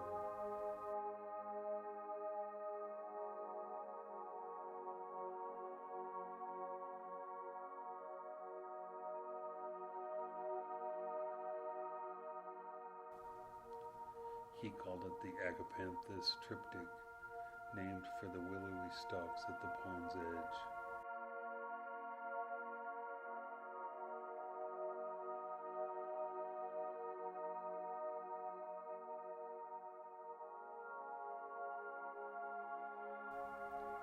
He built a vast new studio to house these monumental canvases.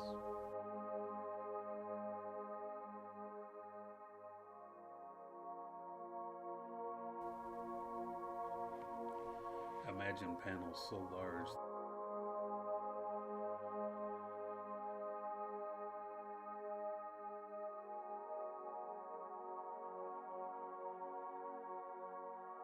They wrap around the viewer, creating a world of their own.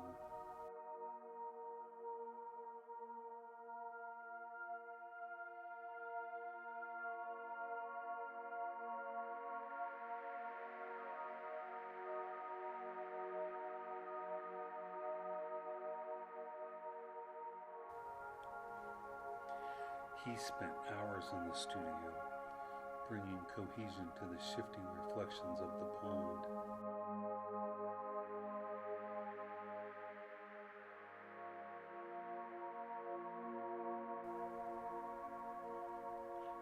The viewer is cut loose from the shore, drifting among the lilies.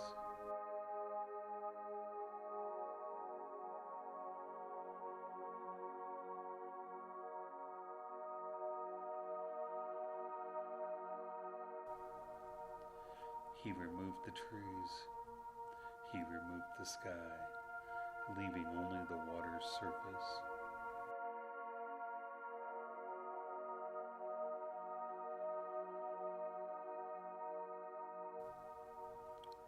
It is a transparent zone where light, air, and plant life meet.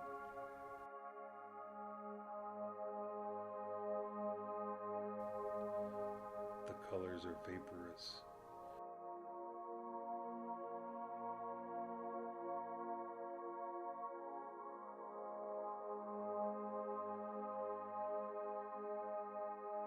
Realized in soft pastel hues.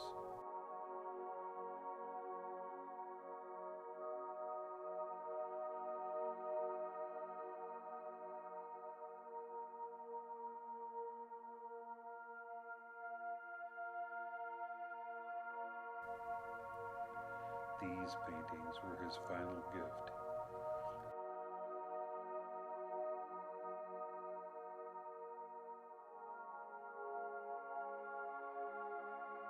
His national monument in the Musée de l'Orangerie.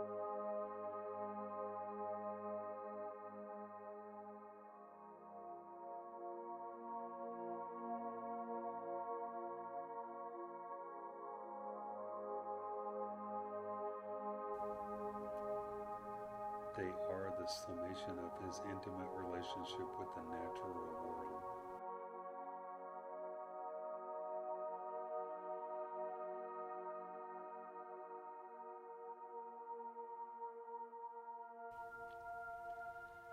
Monet died at Giverny in late 1926 at the age of 86.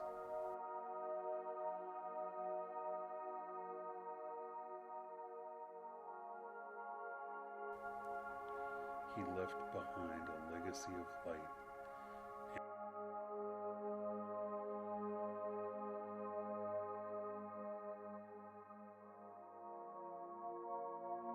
and a Normandy that lives forever in paint.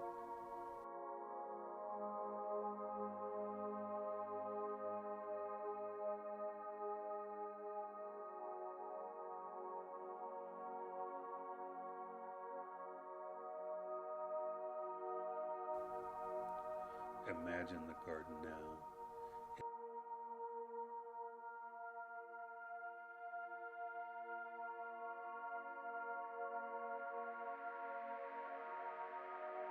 In the deep stillness of the night.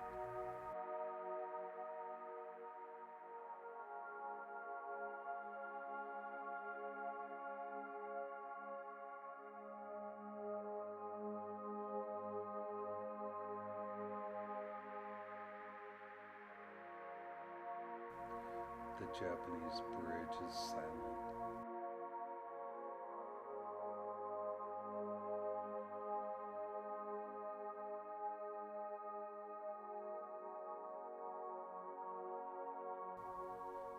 The wisteria.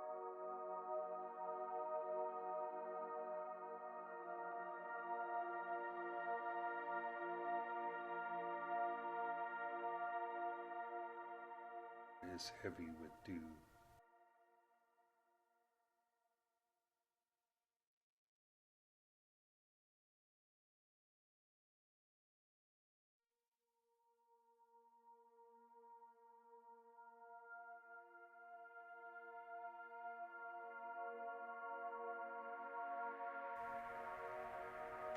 reflections on the pond are perfectly still.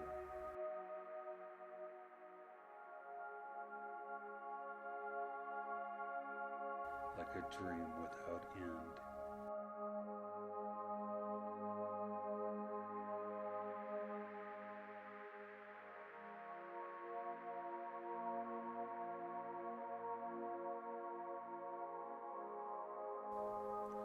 You are part of this piece.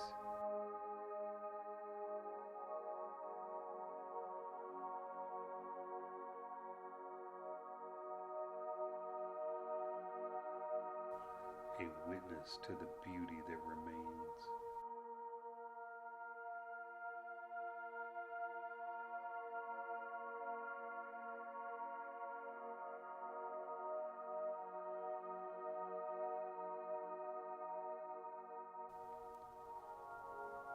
Everything is quiet.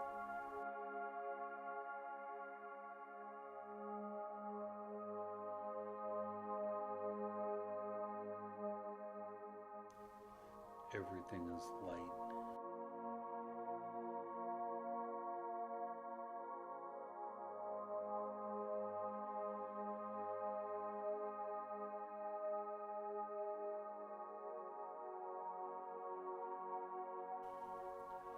Rest now.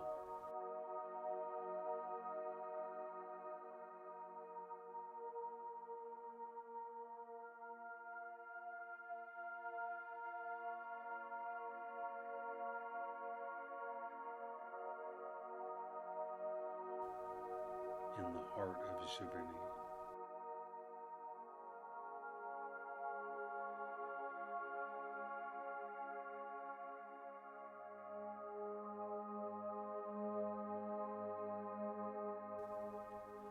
In the heart of the light.